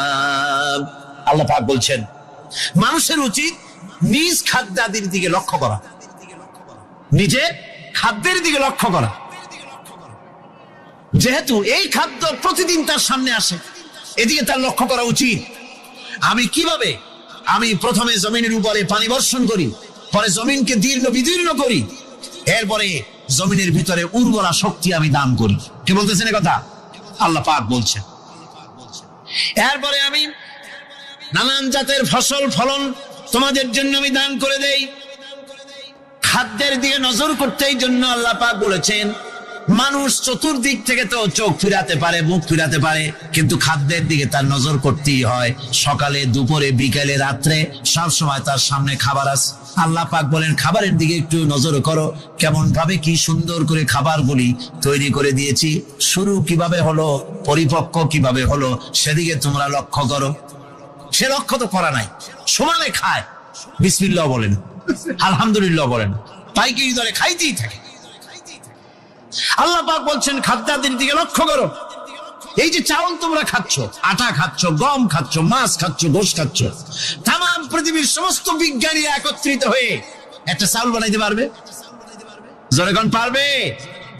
না পারবে। পারবে প্লাস্টিকের চাউল খাবে আর কলেরা হয়ে মরবে। পৃথিবীর সমস্ত বিজ্ঞানীরা একত্রিত হয়ে একটি চাউল বানাতে পারবে না, একটা ডিম বানাতে পারবে না। পারবে একটা ডিম বানাতে? পারবে না। বিজ্ঞানীদের প্রশংসা আমরা করি, হ্যাঁ করি, বিজ্ঞানীরা অনেক কিছু বিশ্বকে উপহার দিয়েছে, কিন্তু মূল রবের কাছে আমরা যাই না, তাকে চিনতেও পারি না, সেখানে যাই না। বিজ্ঞানীরা কি করেছে? আল্লাহর বানানো জিনিসগুলি তারা ডিজাইন করেছে। ডিজাইন করতে তো নিষেধ নাই, আর ডিজাইন করাই যায়, সৃষ্টি করতে পারে না। বিজ্ঞানীরা সৃষ্টি করে নাই, ডিজাইন করেছে। কিরকম? আল্লাহ পাক চাউল তৈরি করেছেন। চাউল তৈরি করেছে কে? বলেন না সবাই। এখন আপনারা সেই চাউল দিয়ে পিঠা বানান, পায়েস বানান, সেই চাউল দিয়ে ভাপা পিঠা, আরো কি যেন খায় চট্টগ্রামে রস দিয়ে, ওটা কি কয়? দই পিঠা না কেন? ধোয়া পিঠা। সেইভাবে করে আপনি ডিজাইন তৈরি করছেন। আটা দিচ্ছে, আল্লাহ পাক আটা তৈরি করেছেন, গম দিয়েছেন, এই আটা দিয়ে গোলগোল্লা তৈরি হচ্ছে, এর দ্বারা রুটি তৈরি হচ্ছে, এর দ্বারা অসংখ্য রকমের সিমাই টিমাই ইত্যাদি দিয়ে, লাচ্ছা সিমাই, নানান রকমের সিমাই আপনি ডিজাইন করেন, অসুবিধা নাই। আল্লাহর তৈরি করা কাঠ দিয়ে ফার্নিচার তৈরি হচ্ছে, টেবিল হচ্ছে, চেয়ার হচ্ছে, ভুসি শুদ্ধ হচ্ছে। আল্লাহর তৈরি করা লোহা দিয়ে মাইক হচ্ছে, স্ট্যান্ড গান হচ্ছে, ব্রেন গান হচ্ছে, তারপরে প্লেন হচ্ছে। তাহলে আমি বলতে চাইলাম, বুঝাতে চাইলাম, সমস্ত জিনিস এর স্রষ্টা কে? যারা বলেন কে? বিজ্ঞান শুধু এগুলিকে এক জায়গায় করে অ্যাসেম্বল করেছে, এগুলিকে এক জায়গায় করে এক একটা রূপ দিয়েছে। এখানে বিজ্ঞানের কৃতিত্ব আছে ঠিক, কিন্তু আপনারাই বলেন লোহা যদি আল্লাহ তৈরি না করতেন এই মাইক তৈরি হতো, রাইফেল তৈরি হতো। আর রাইফেল যদি নাই হতো তাহলে কারাগারের বন্দীগুলো মারতেন কি দিয়া? রাইফেল যদি না হতো যুদ্ধ করতেন কি দিয়ে? ঠিক কিনা? যত মারামারি ইত্যাদি যা কিছু হচ্ছে, তো শুধু মারামারির জন্যই তো আল্লাহ লোহা বানান নাই। লোহার সবচাইতে বড় প্রয়োজন হচ্ছে জমিন কর্ষণ করা, জমিন চাষ করা। এই জমিন চাষের জন্য লাঙ্গল দরকার, শাবল দরকার, খন্তা দরকার, কোদাল দরকার। এই লোহার দাম কেউ আল্লাহ পাক এত লোহা বেশি দিয়েছেন, যার জন্য লোহার দাম কম। সোনা কম দিয়েছেন যেহেতু সোনার প্রয়োজনীয়তা কম, লোহার প্রয়োজনীয়তা বেশি, এই জন্য লোহা বেশি দিয়েছেন, দামটা কমে গেছে, যার জন্য আপনার আমার জন্য কিনে ব্যবহারটা সহজ হয়েছে। কথা ঠিক কিনা বন্ধুগণ? আল্লাহ রাব্বুল আলামিন এইভাবে করে মানুষের রুবুবিয়াতটা, আল্লাহ পাকের রুবুবিয়াত হচ্ছে এই, তিনি মানুষকে সুন্দর করে সৃষ্টি করে যা কিছু প্রয়োজন সবকিছু খাওয়াচ্ছেন, দিচ্ছেন। সে আল্লাহ পাক প্রশ্ন করছেন, কুল মান ইয়ারযুকুকুম মিনাস সামাই ওয়াল আরদ أَمَّنْ يَمْلِكُ السَّمْعَ وَالْأَبْصَارَ وَمَنْ يَخْرُجُ الْحَيَّ مِنَ الْمَيِّتِ وَيُخْرِجُ الْمَيِّتَ مِنَ الْحَيِّ। আকাশের প্রশস্ত বুক থেকে এবং জমিনের এই প্রশস্ত বুক থেকে কে রিজিক, তোমাদের খাদ্যকে উৎপাদন করে? কে নির্জীব থেকে সজীবকে বের করেন? আর কে সজীব কে নির্জীবে পরিণত করেন? তিনি কে? তিনি হচ্ছেন আল্লাহ পাক। আল্লাহ পাক বলছেন, এই প্রশ্ন যদি তাদেরকে করা হয় তো তারা কি বলবে? আল্লাহ পাক বলেন, ওয়ামান ইউদাব্বিরুল আমরা ফাসায়াকুলুনা আল্লাহ ফাকুল আফালা তাত্তাকুন। হে নবী, এদেরকে প্রশ্ন করুন। এদেরকে যদি প্রশ্ন করা হয় এই পৃথিবীর সুন্দর পরিচালনা পদ্ধতি কে করেন, তাহলে তারা এক কথায় বলবে, নিজের থেকেই বলবে আল্লাহ। কে করছেন? সবকিছু আল্লাহ। আল্লাহ পাক বলেন, নবী তাহলে তাদেরকে বলেন, এ কথা জানার পর, এ কথা বোঝার পরেও কেন তারা ঔদাসীন্যতা দেখাচ্ছে? কেন তারা গাফিল হয়ে যাচ্ছে? কেন তারা আল্লাহ পাককে ভয় করে তার পথের অনুসারী হচ্ছে না? যে আল্লাহ রাব্বুল আলামিন এত কিছু করছেন, তিনি তার পরিচয় সম্পর্কে বলে দিচ্ছেন, ফাযালিকুমুল্লাহু রাব্বুকুমুল হক ফামাযা বা'দাল হক ইল্লাদ দালাল। নিশ্চয়ই এসবের মূলে রয়েছেন তোমাদের রব, আমাদের আল্লাহ, আমাদের রব।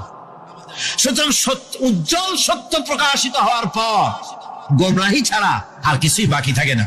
সুতরাং যারা সত্যের পথের অনুসরণ করতে চায়, রবকে চিনতে হবে, আল্লাহ পাককে জানতে হবে এবং তাকে অনুসরণ করতে হবে, তাকে রব হিসেবে চিনতে হবে। আমার বন্ধুগণ, এটা হচ্ছে সেই রুবুবিয়াত ইলাহি যার দিকে হযরত মূসা আলাইহিস সালাম ইঙ্গিত করেছিলেন ফেরাউন যখন তাকে প্রশ্ন করেছিলেন, ফামান রাব্বুকুমা ইয়া মূসা। হে মূসা, তোমাদের দুজনের রব কে? তোমাদের রব, তোমাদের প্রভু কে? তিনি জবাব দিলেন, রব্বুনাল্লাযী আ'তা কুল্লা শাইইন খালকাহু সুম্মা হাদা। রব হচ্ছেন আমাদের তিনি, যিনি নাকি আমাদের প্রতিপালক, আমাদেরকে সৃষ্টি করেছেন এবং আমাদেরকে হেদায়েত দিয়েছেন, সঠিক পথের দিশা দিয়েছেন। এখানে হেদায়েত হচ্ছে, এখানে হেদায়েত শব্দের অর্থ হচ্ছে সৃষ্টি শুধু করেন নাই, তাকে চলার, তার খাদ্য অনুসন্ধানের, তাকে বেঁচে থাকার সবকিছুর উপকরণ, এর কমন সেন্স, এর সাধারণ জ্ঞান আল্লাহ পাক তার সাথে দিয়েছেন। তিনি হচ্ছেন রব। আচ্ছা, একটা দৃষ্টান্ত দেই। এই হেদায়েতটা কি? এই হেদায়েতটা হচ্ছে, আপনাদের বাড়িতে যদি কারো বিড়াল থাকে, বিড়াল, বিড়াল বোঝেন তো না? কি বলে এটা? বিড়াল, বিলাই নাকি বলে? বিড়াল। এই বিড়াল যদি আপনাদের কারো বাড়িতে থাকে তো বিড়ালের প্রসবকালীন অবস্থা দেখবেন, বিড়ালের প্রসব হবে, বাচ্চা দেবে বিড়াল তখন। এখন ওই বাচ্চাটিকে এই সিগন্যাল সম্পর্কে কে অবহিত করলো যে এরকম একটা আওয়াজ শুনলে এটা ভীতির আওয়াজ, এটা সাইরেন, এটা বিপদ সংকেত, এটা ডেঞ্জার সিগন্যাল, এটা শুনলে দেখলে তাড়াতাড়ি করে আত্মগোপন করবা। কে শিখাইলো? কে শিখাইলো? আল্লাহ পাক শিখাইছেন। এখন এক শ্রেণীর বুদ্ধিজীবী তারা আবার উল্টা কথা কয়। তারা বলে কি? তারা বলে যে মুরগি বাচ্চা, এই বাচ্চা যে দৌড় মারলো, এখানে আল্লাহ এইসব কিছু নাই, নাউযুবিল্লাহি মিন যালিক। তো এখানে কি আছে? কই যে এখানে বিষয়টা হলো এই যে এই মুরগি আর মোরগ, ওর বাপ মা, এই দুজনের মধ্যে আছে সিলের ভয়, আছে শিয়ালের ভয়। ওই ভয় ওদের মধ্যে ছিল, এই মা বাপের ক্রসের মাধ্যমে বাচ্চা আসছে, কাজে ওই ভয়, বাপের যদি কোনো রোগ থাকে, মায়ের রোগ থাকে, তো এগুলি তো বাচ্চার মধ্যেও ঢোকে। তো ভয় হোক, সুখ হোক, দুঃখ হোক, এই অনুভূতি স্বাভাবিক প্রক্রিয়ার মাধ্যমে বাচ্চার মধ্যে ঢুকছে, আর সিল দেখে আওয়াজ শুনে সে আত্মগোপন করেছে। এইটা আমি পড়িয়া আমি আমার আলোচনা এক জায়গায় বললাম বুদ্ধিজীবীদের উদ্দেশ্যে, যদি সত্যিই তাই হয়, মোরগ আর মুরগি মা বাবার মধ্যেই ভয় আছে বলে বাচ্চার মধ্যেই ভয় ঢুকছে, সেই জন্য সে আত্মগোপন করছে, তাহলে আবার এবার মানুষের ব্যাপারে কথাটা আনি। মানুষেরা সাপের ভয় করে না মহব্বত করে? কথার জবাব দিলেন না। যখন তখন মনে হয় আপনারা সাপ বুঝি ভালোবাসেন। সাপ আমরা সকলেই ভয় পাই। মায়ও ভয় পায়, বাবাও ভয় পায়। এই মায়ের গর্ভে সন্তান এসছে, সন্তানের বয়স 2 বছর 2.5 বছর। ঘরের মধ্যে কেউ ছিল না, ঘরের মধ্যে একটা সাপ আসছে। একটা সুন্দর সাপ, দেখতে সুন্দর, কিন্তু সে সাপে কামড়ালে মানুষ মরে যায়। ওই সাপটা মাথা উঁচু করে ফোনা ধরেছে। এই বাচ্চাটা কি সাপ দেখে দৌড় মারবে, না বাচ্চাটা ওই সাপটাকে ধরার জন্য সে এগিয়ে যাবে? কোনটা করবে? এগিয়ে যাবে। তাহলে মা বাপের ভয়, তাদের মা বাপের রক্তের মধ্যে, শিরার মধ্যে সব জায়গায় সাপের ভয়। তার মাধ্যমে বাচ্চা এসে বাচ্চার মধ্যে সাপের মহব্বত হইল কেন, ভয় হইল না কেন বাচ্চা অবস্থায়? সুবহানাল্লাহ। আমার বন্ধুগণ, মুরগির বাচ্চাকে হেফাজত করার জন্য বুদ্ধিমান প্রাণী মানুষ তার কাছে নাই বলে আল্লাহ রাব্বুল আলামিন তারে বাচ্চা অবস্থা থেকে বোঝার তৌফিক দিয়েছেন কোনটা ভয়ের আওয়াজ, কোনটা হলো বিপদের আওয়াজ। মানব সন্তানের প্রতিপালন করার জন্য তার মার বাবা আছে বলে ওই রকম করে পশুদের মতো আল্লাহ বানান নাই। তাকে হেফাজত করার জন্য মা বাপ আছে বলে এই দায়িত্ব আল্লাহ পাক মা বাপের উপরে ছেড়ে দিয়েছেন। মা বাপ তাকে হেফাজত করে। রুবুবিয়তের প্রতিপালন, হেদায়েতের এই প্রতিপালন আল্লাহ পাক মানুষকে এভাবে করে তাদেরকে হেদায়েত দিয়েছেন, তার পথের চলার দিশা দিয়েছেন। পিঁপড়ার খাদ্য সংগ্রহের ব্যাপারটা দেখেন। পিঁপড়ার আছে দারুণ ঘ্রাণ শক্তি। কোথায় খাবার? 5 তলায় আপনি মিষ্টি খাচ্ছেন, রসগোল্লা থুয়ে দেন, তারপরে দেখেন কোন জায়গায় দিয়ে পিঁপড়া এসে জন্মের খাওয়া খায়, ঠিক কিনা? দেখেন তার কত তীব্র ঘ্রাণ শক্তি, সেখানে চলে যাচ্ছে। তাকে হেদায়েত দেওয়া হয়েছে, তাকে ঘ্রাণ শক্তি দেওয়া হয়েছে। চিল, শকুন, ঈগল কোথায় থাকে বুঝেন না? মহাশূন্যে 3 থেকে 3.5 মাইল উপরে শকুন, বাজ, ঈগল উঠতে থাকে। খাবে কি? ওখানে তো তার খাবার ছড়ানো নেই। আল্লাহ হচ্ছেন এমন রব, আমাদের স্রষ্টা হচ্ছেন এমন রব, যিনি ওই চিল বা হাজার শকুন মহাশূন্যে যেগুলি উড়ে বেড়ায় ওদেরকে আল্লাহ পাক এমন তীব্র দৃষ্টি শক্তি দান করেছেন, 3 মাইল উপর থেকেও ছাগল মুরগি মরা দেখলে ওখান থেকে সে ঝাঁপায় পড়ে তা খেতে পারবে। তাকে দেওয়া হচ্ছে দৃষ্টিশক্তি। এরকম করে যার যা প্রয়োজন, সমস্ত প্রয়োজনগুলি আল্লাহ মিটাচ্ছেন। এরই নাম হচ্ছে রুবুবিয়তে ইলাহি। এটাই হচ্ছে আল্লাহ পাক রব, এটা তার অসংখ্য প্রমাণ।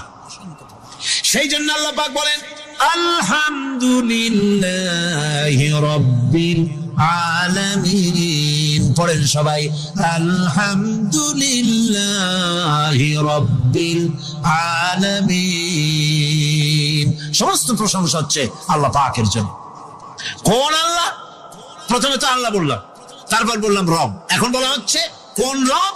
যিনি আলামিন, রব্বিল আলামিন, যিনি সমস্ত জাহানের রব। তাহলে বোঝা যাচ্ছে রব, জগৎ একটা না। জগৎ, কথা বুঝতেছেন না? জগৎ একটা নয়, অসংখ্য জগৎ আছে।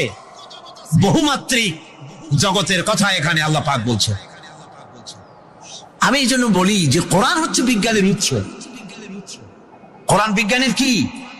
বিজ্ঞানের আবিষ্কার যত বাড়বে, বিজ্ঞান চিরটা কাল কোরআনের কাছে ভিক্ষার হাত দিয়ে এতিমের মতো দাঁড়ায় থাকবে কিয়ামত পর্যন্ত।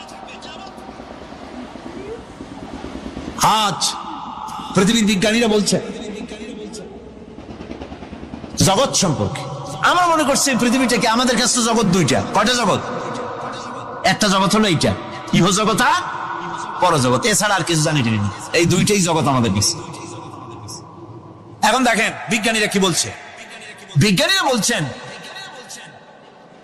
সৌরজগতে শুধু আমাদের সৌরজগৎটাই শেষ না, অসংখ্য সৌরজগৎ আছে মহাশূন্যে, অসংখ্য সৌরজগৎ।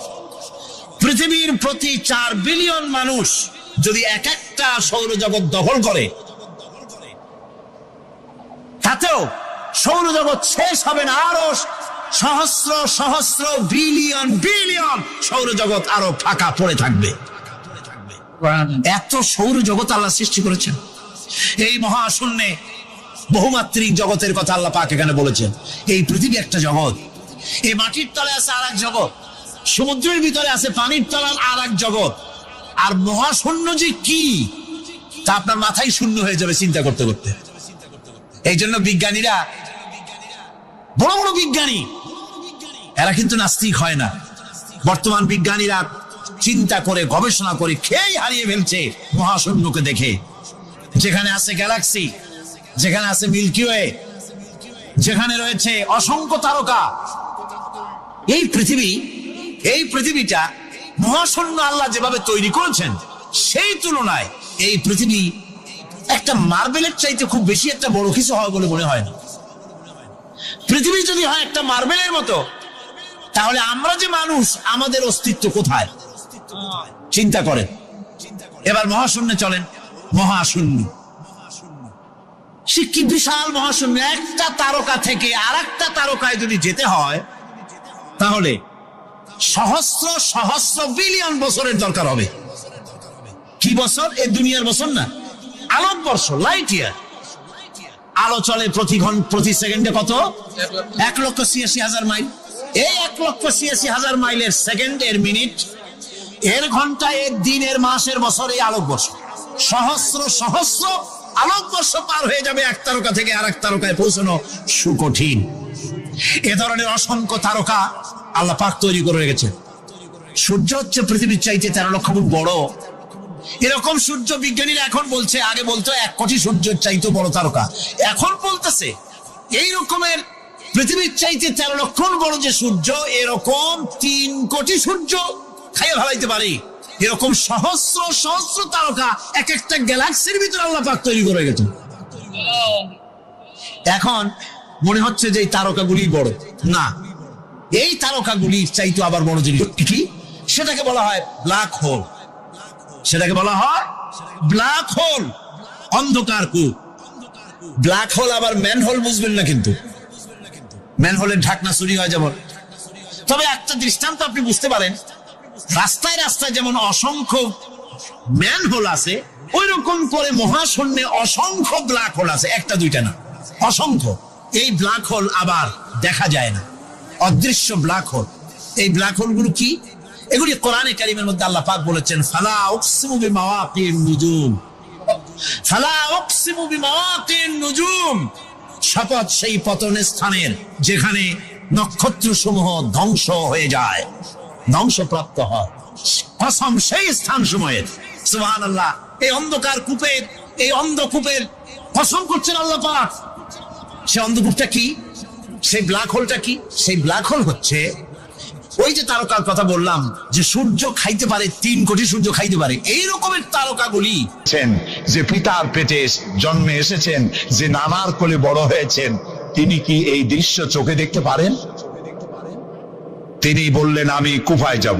কুফার লোকেরা দাওয়াত দিল, তিনি কুফায় রওনা করবেন। মদিনার লোকেরা হাতে পায়ে ধরলো, কুফায় আপনি যাবেন না। তিনি বললেন, আমি কোন ক্রমে এজিদের বশ্যতা স্বীকার করব না, আমি এর বিরোধিতা করবই। মাত্র 72 জন লোক নিয়ে তিনি কুফার দিকে অগ্রসর হলেন।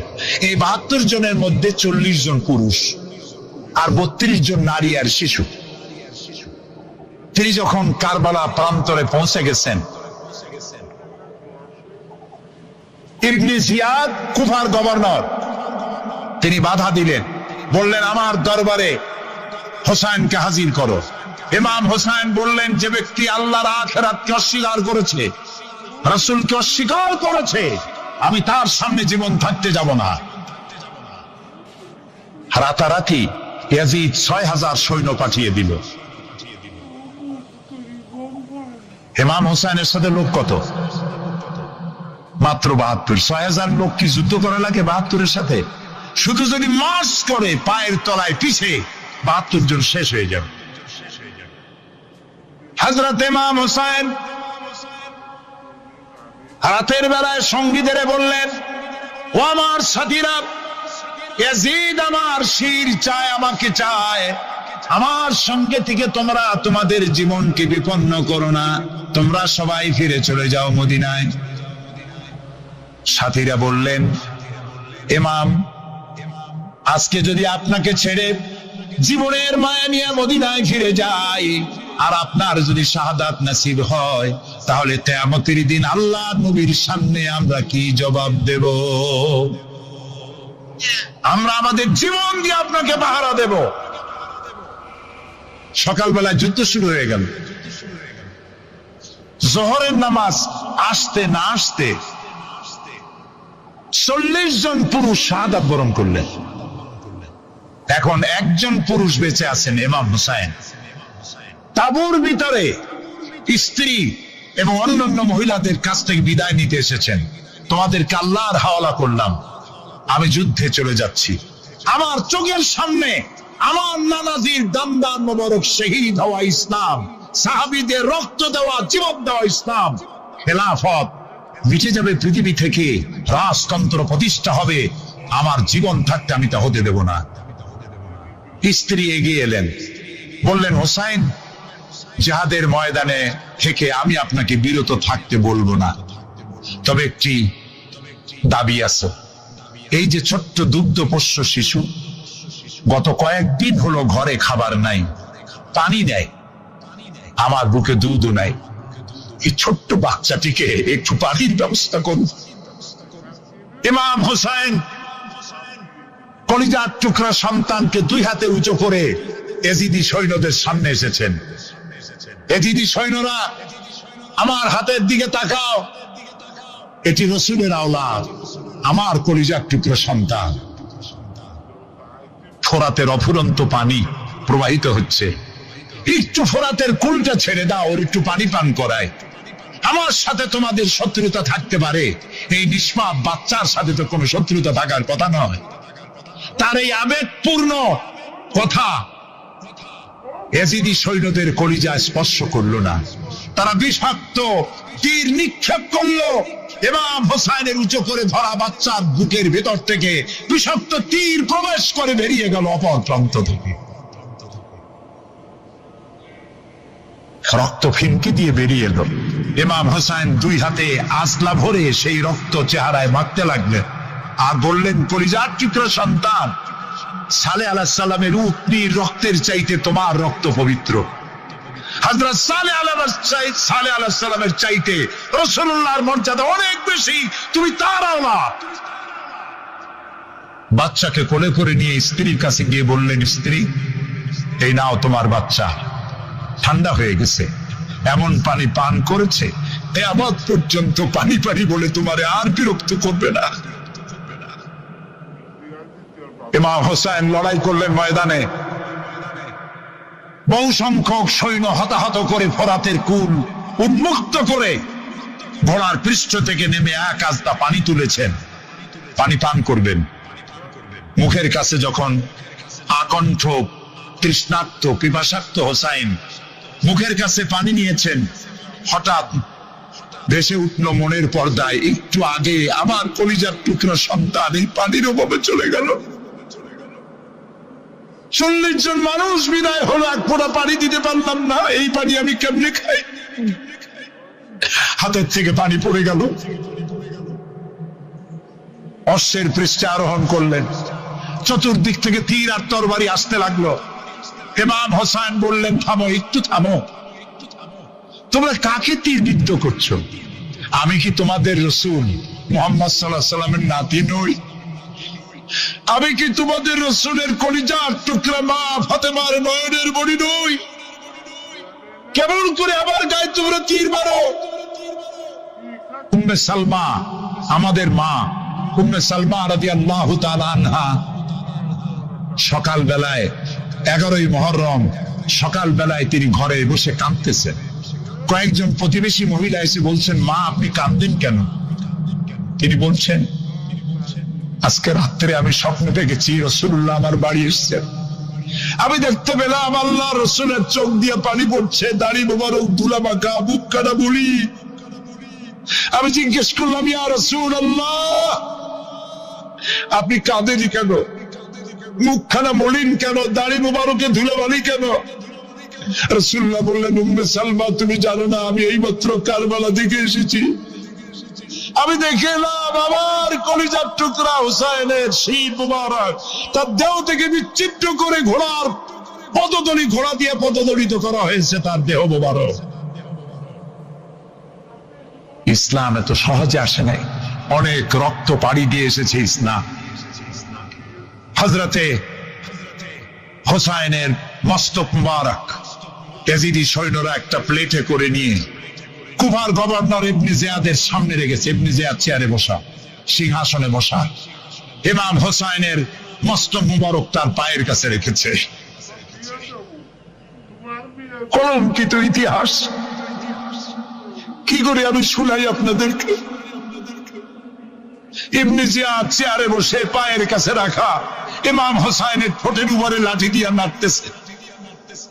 হযরত যায়েদ রাদিয়াল্লাহু তাআলা আনহু 80 বছর বয়স, তিনি বলছেন, ইবনে জিয়াদ এতক্ষণ যা করেছো মুখ বুঝে সহ্য করেছি, কিন্তু এখন যেটা তুমি করতেছো পায়ের কাছে কার বাধা? তুমি যে ঠোঁটের উপরে লাঠি দিয়ে নাড়তেছো, আমি যায়েদ, আমি দেখেছি রাসূলুল্লাহ 1000 বার এই মুখের উপরে চুমা খেয়েছে। তোমার বেয়াদবি বন্ধ করো।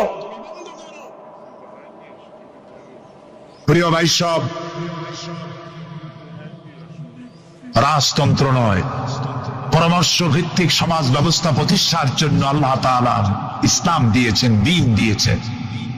আমার ছোটবেলার কথা আমি দেখেছি শর্ষিরা মাদ্রাসায় পড়তাম। আব্বা টাকা দিতেন মাদ্রাসায় যাওয়ার সময়, আবার মা আবার মুরগির ডিম বিক্রি করা, বিভিন্ন জিনিস বিক্রি করা বা বাজার করা পয়সা, উদ্বৃত্ত কিছু পয়সা আব্বার অজান্তে আমার হাতের মুঠার মধ্যে দিয়ে দিতেন।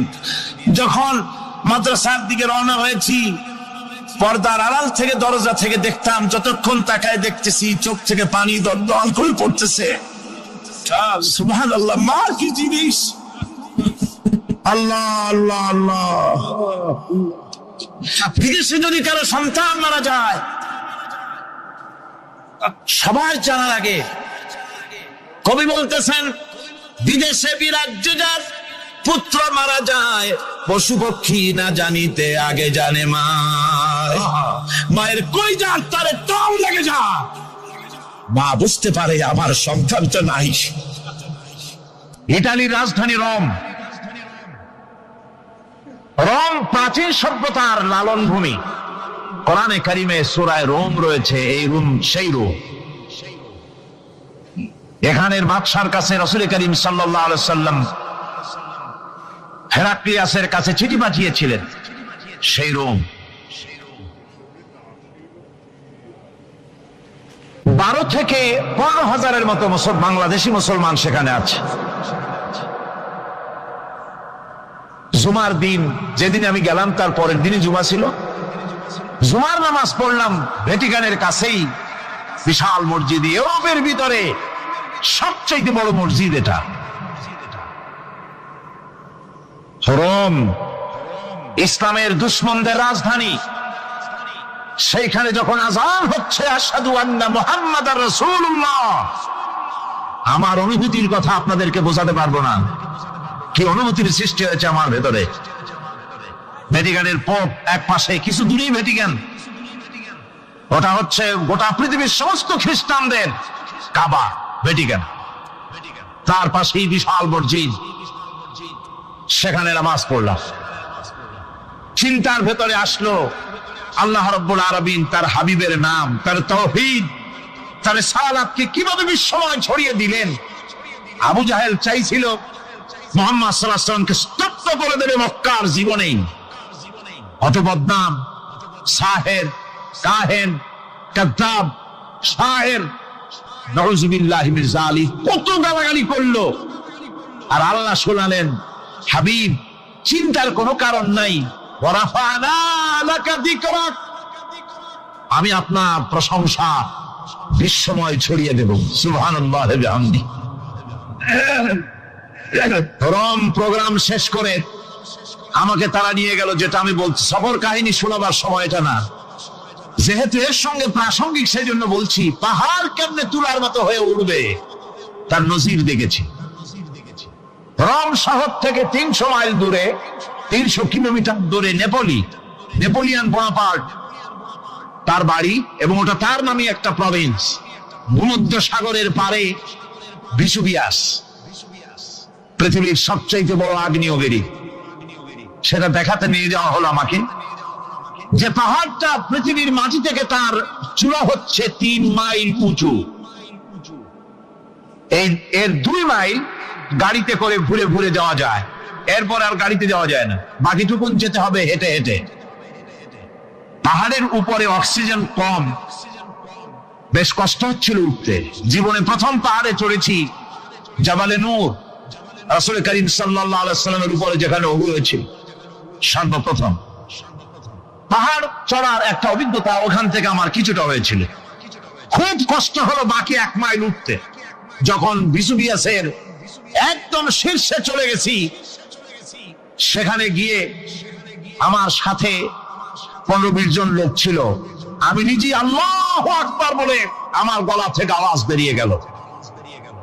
আমি দেখতে পেলাম ভিসুভিয়াসের শীর্ষে বিশাল গর্ত। আমার মনে হয় গর্তটা এই মাঠের 1/4 হবে। এই মাঠের 1/4 হবে গর্তটা। সেই গর্তটার গভীরতা হচ্ছে 1.5 কিলোমিটার। এইখান থেকে পাথরগুলি উত্থিত হয়েছে, আগ্নেয়গিরি পাথর আগুনে গলে লাভা হয়ে এগুলি পাহাড় বেয়ে উপচে পড়েছে, চতুর্দিকে 12 মাইল ছড়িয়ে গিয়েছে। আমার মনে পড়লো ওয়াকুদুহান নাস ওয়াল হিজারা, জাহান্নামের আগুনের ইন্ধন হবে মানুষ আর পাথর। আমি সেখানে সেজদায় পড়ে গিয়া কান্নাম আর বললাম, আল্লাহ জাহান্নামের আগুন হারাম করে দিও আমাদের জন্য।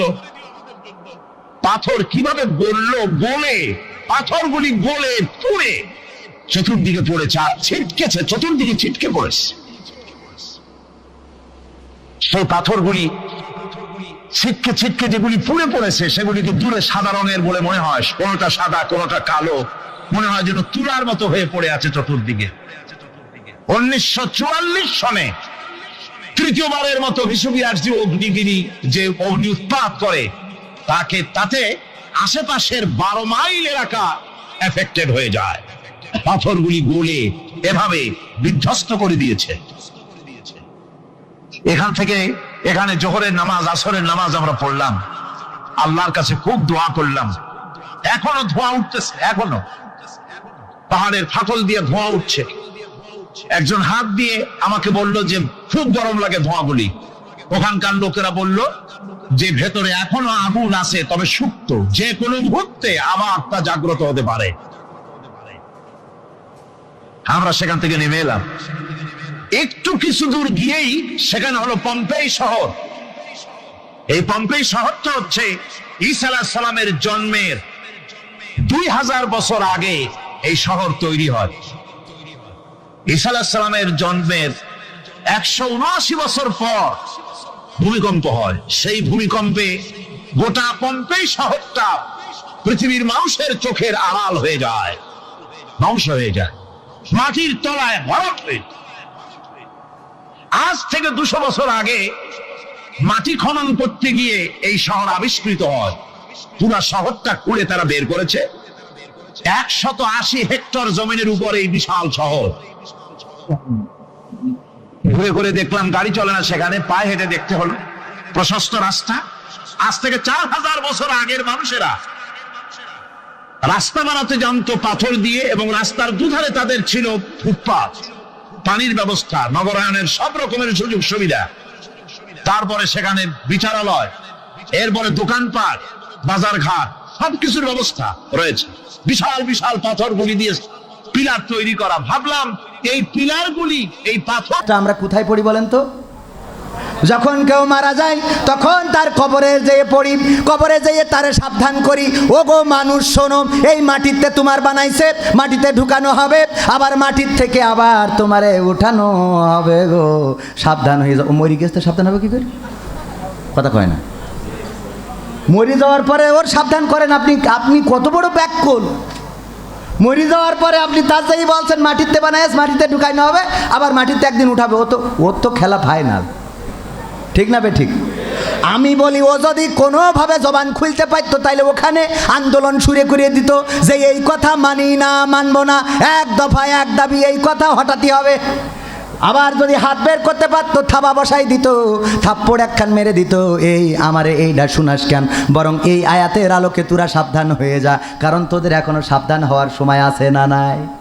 সাবধান যাদের হওয়ার সময় আছে তাদের না বলে যে মরে গেছে ও যে বলে মিনহা খলাকনাকুম ওয়া ফিহা নুঈদুকুম ওয়া মিনহা নুখরিজুকুম তারাতান উখরা, এই কথা ওরে বলে কোনো লাভ নাই, এবং এই কথা ওরে বলার জন্য আসে নাই।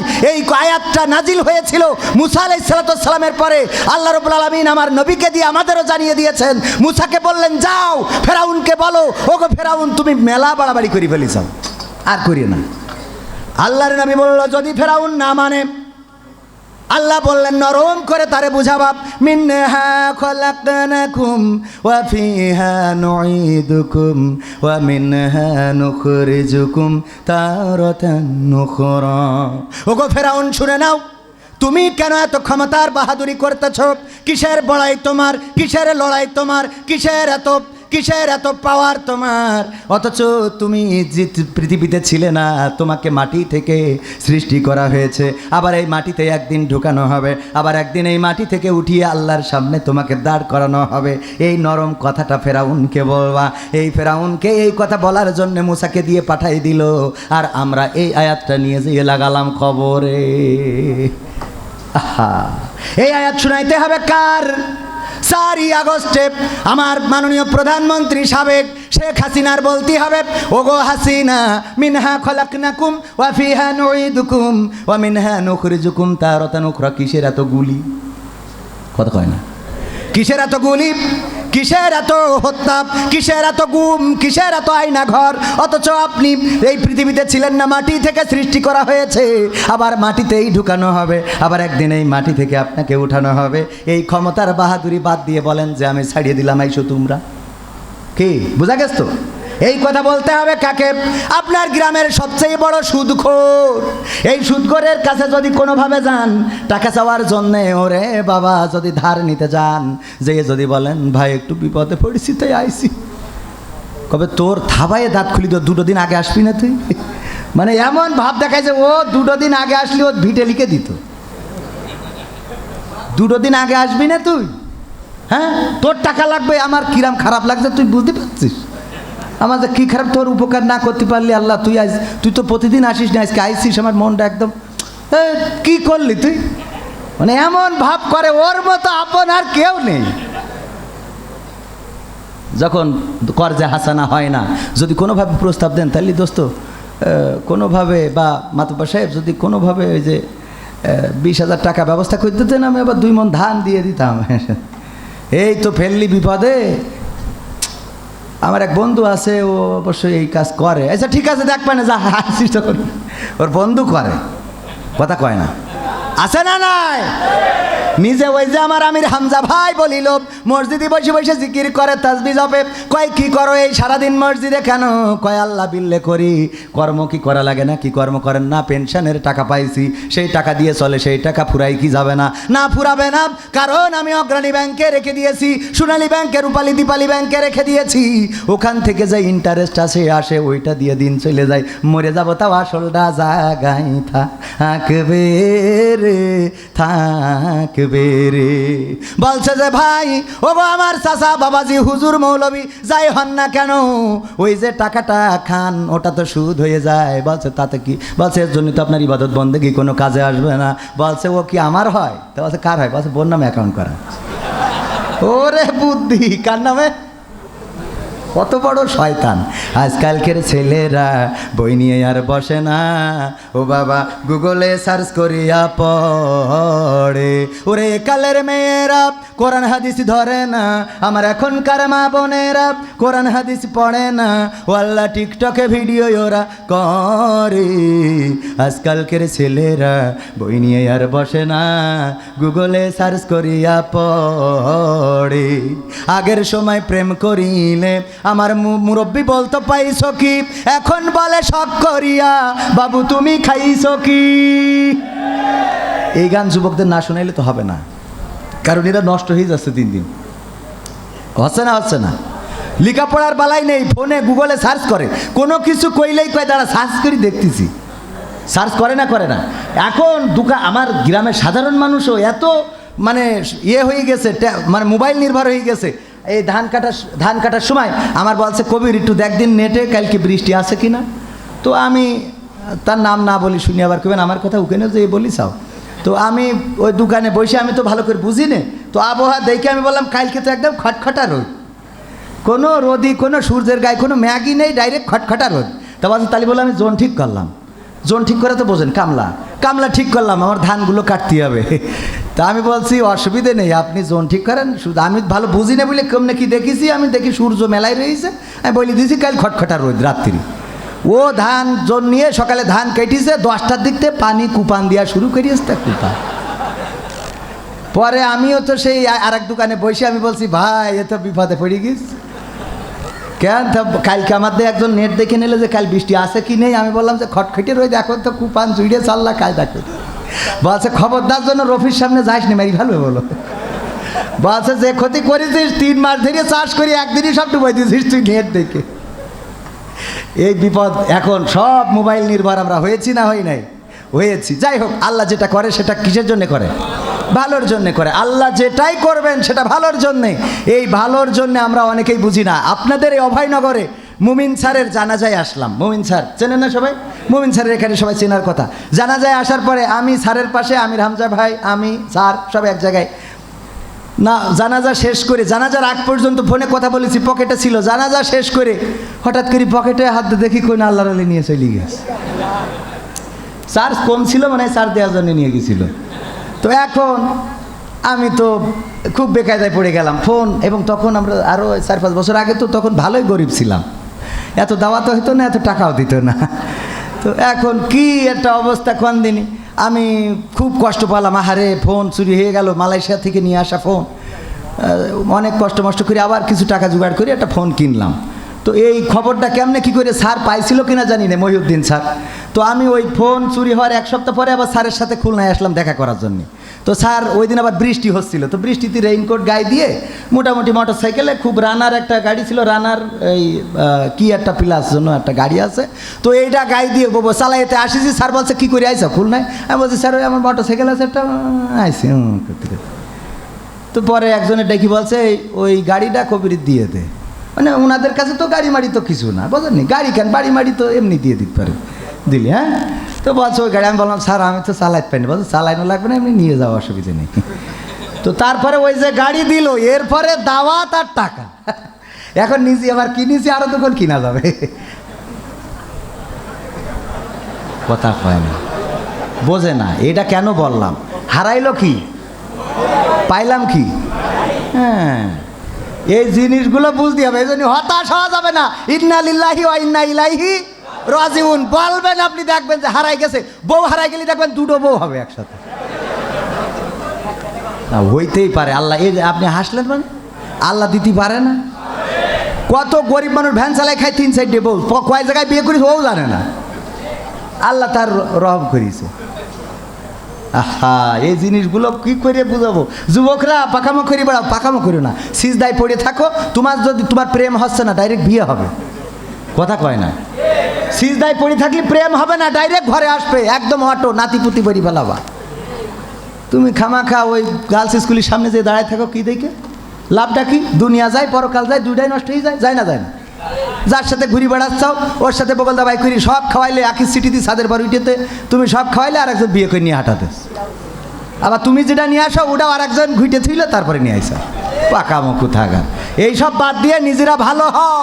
এই ভালো হওয়ার জন্য যুবকদের ব্যাপারে আমি আন্দোলন শুরু করে দিয়েছি। ওকে সব ভালো বানাবো। কয় হুজুর আমার আব্বাকে একটু বুঝাই দেন, ওরা বিয়ে দিতে চায় না। সিরকুট দেয়, হুজুর আমার আব্বা বিয়ে দিতে চায় না, একটু আমার আব্বা এই স্টেজে আছে, আপনি একটু বিয়ের ওয়াজ করে দেন।